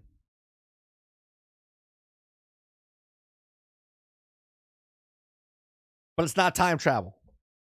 Wasn't affected in any way, shape, or form. She knows that she died. She knows about the future. She knows about the thing, and then she goes back into her past and then comes up to the future. But it's not time travel. Got it. I got you. I could talk about this literally all fucking day. We'll be back tonight, 8 p.m. Eastern. Tomorrow, we're going to have the morning show, and then we're going to play First Descent for about an hour or so on stream to see what it is and whatnot. And then I don't know if I like it. If I like the First Descent and we're playing it in the morning for an hour, we'll start around 12:30, go about 1:30. If I like it, then we'll play more of it tomorrow evening. If I don't like it, I'll play it off stream, make some, gameplay footage of it, and then I'll post it up there like I did for Exoprimal or all the other stuff that I do. Sounds like they're pulling it out of their asses. Well, it sounds like they're pulling excuses out of their asses. It's exactly time travel, but it's not. Exactly. It's not time travel. Because they say it's not time travel, Travis. It's not time travel. First Descent as your son, or is it Descendant? Oh, Descendant. I think it's Descendant. The First Descendant. I think that's what it is. I feel the Hulk meme where he says time travel. Yeah, exactly. Exactly. That's the problem that I see with Star Wars. I'm enjoying Ahsoka, the last 2 episodes, but it's still shit content. It is. It's still shit content because my wife, right? If she watched it, she would be lost as hell. She hasn't watched it because they're not telling a story within the story. The only reason the story makes sense to me is because I know Clone Wars and Rebels. It's almost like time travel. Because of what I know in the past, I know what's happening here in the now. Where my wife, she didn't watch those shows. So if she just watched Ahsoka now, she would be lost. I'm cheating because I have information from the past. Okay? That's the problem with the Ahsoka show. Ahsoka's entertaining for people that watch stuff in the past, but not entertaining for people that didn't see it. Now, Lono the other day said that he didn't know about Rebels or Clone Wars. I think he said he saw a little bit of stuff, but hasn't watched. He got bored, he said. His kids got bored and he stopped watching. But he still knows a little bit of it. He says he's enjoying it. So, but the story itself is not a good story. Let's be honest. There's only one Star Wars worth talking about, and now video games God. I hope Outlaws is good. I need a game that's not solely about Jedi. What if at the end of what about at the end of Outlaws? And here's what I'm saying, Travis. Based on the new information we have in Ahsoka, okay? Not this actually is in the future compared to where Outlaws takes place, because Outlaws takes place between Empire, Return of the Jedi. Now, Ahsoka takes place after Return of the Jedi. But what we've learned so far in Ahsoka show could potentially be written inside of the game. And if that's the case, by the end of Outlaws, Kay Vess could be Force sensitive, and she could be a Jedi. Because according to Star Wars now, everybody can be a Jedi.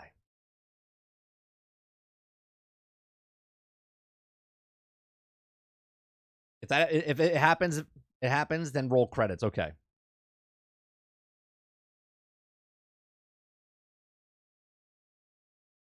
Was on point with her analyst of the Force.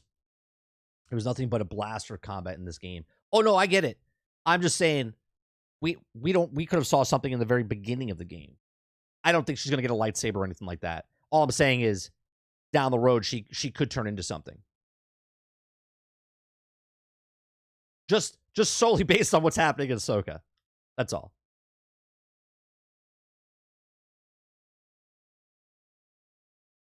Most people want Jedi? Of course they do. That's what Star Wars is.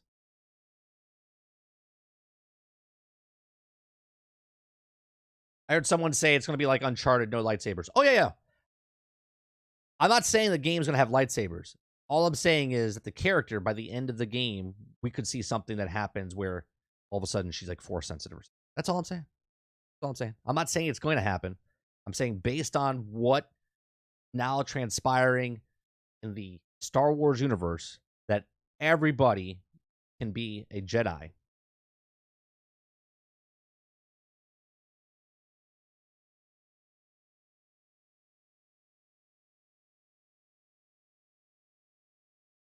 Correct. referencing a Jedi, but not playing as one. Correct.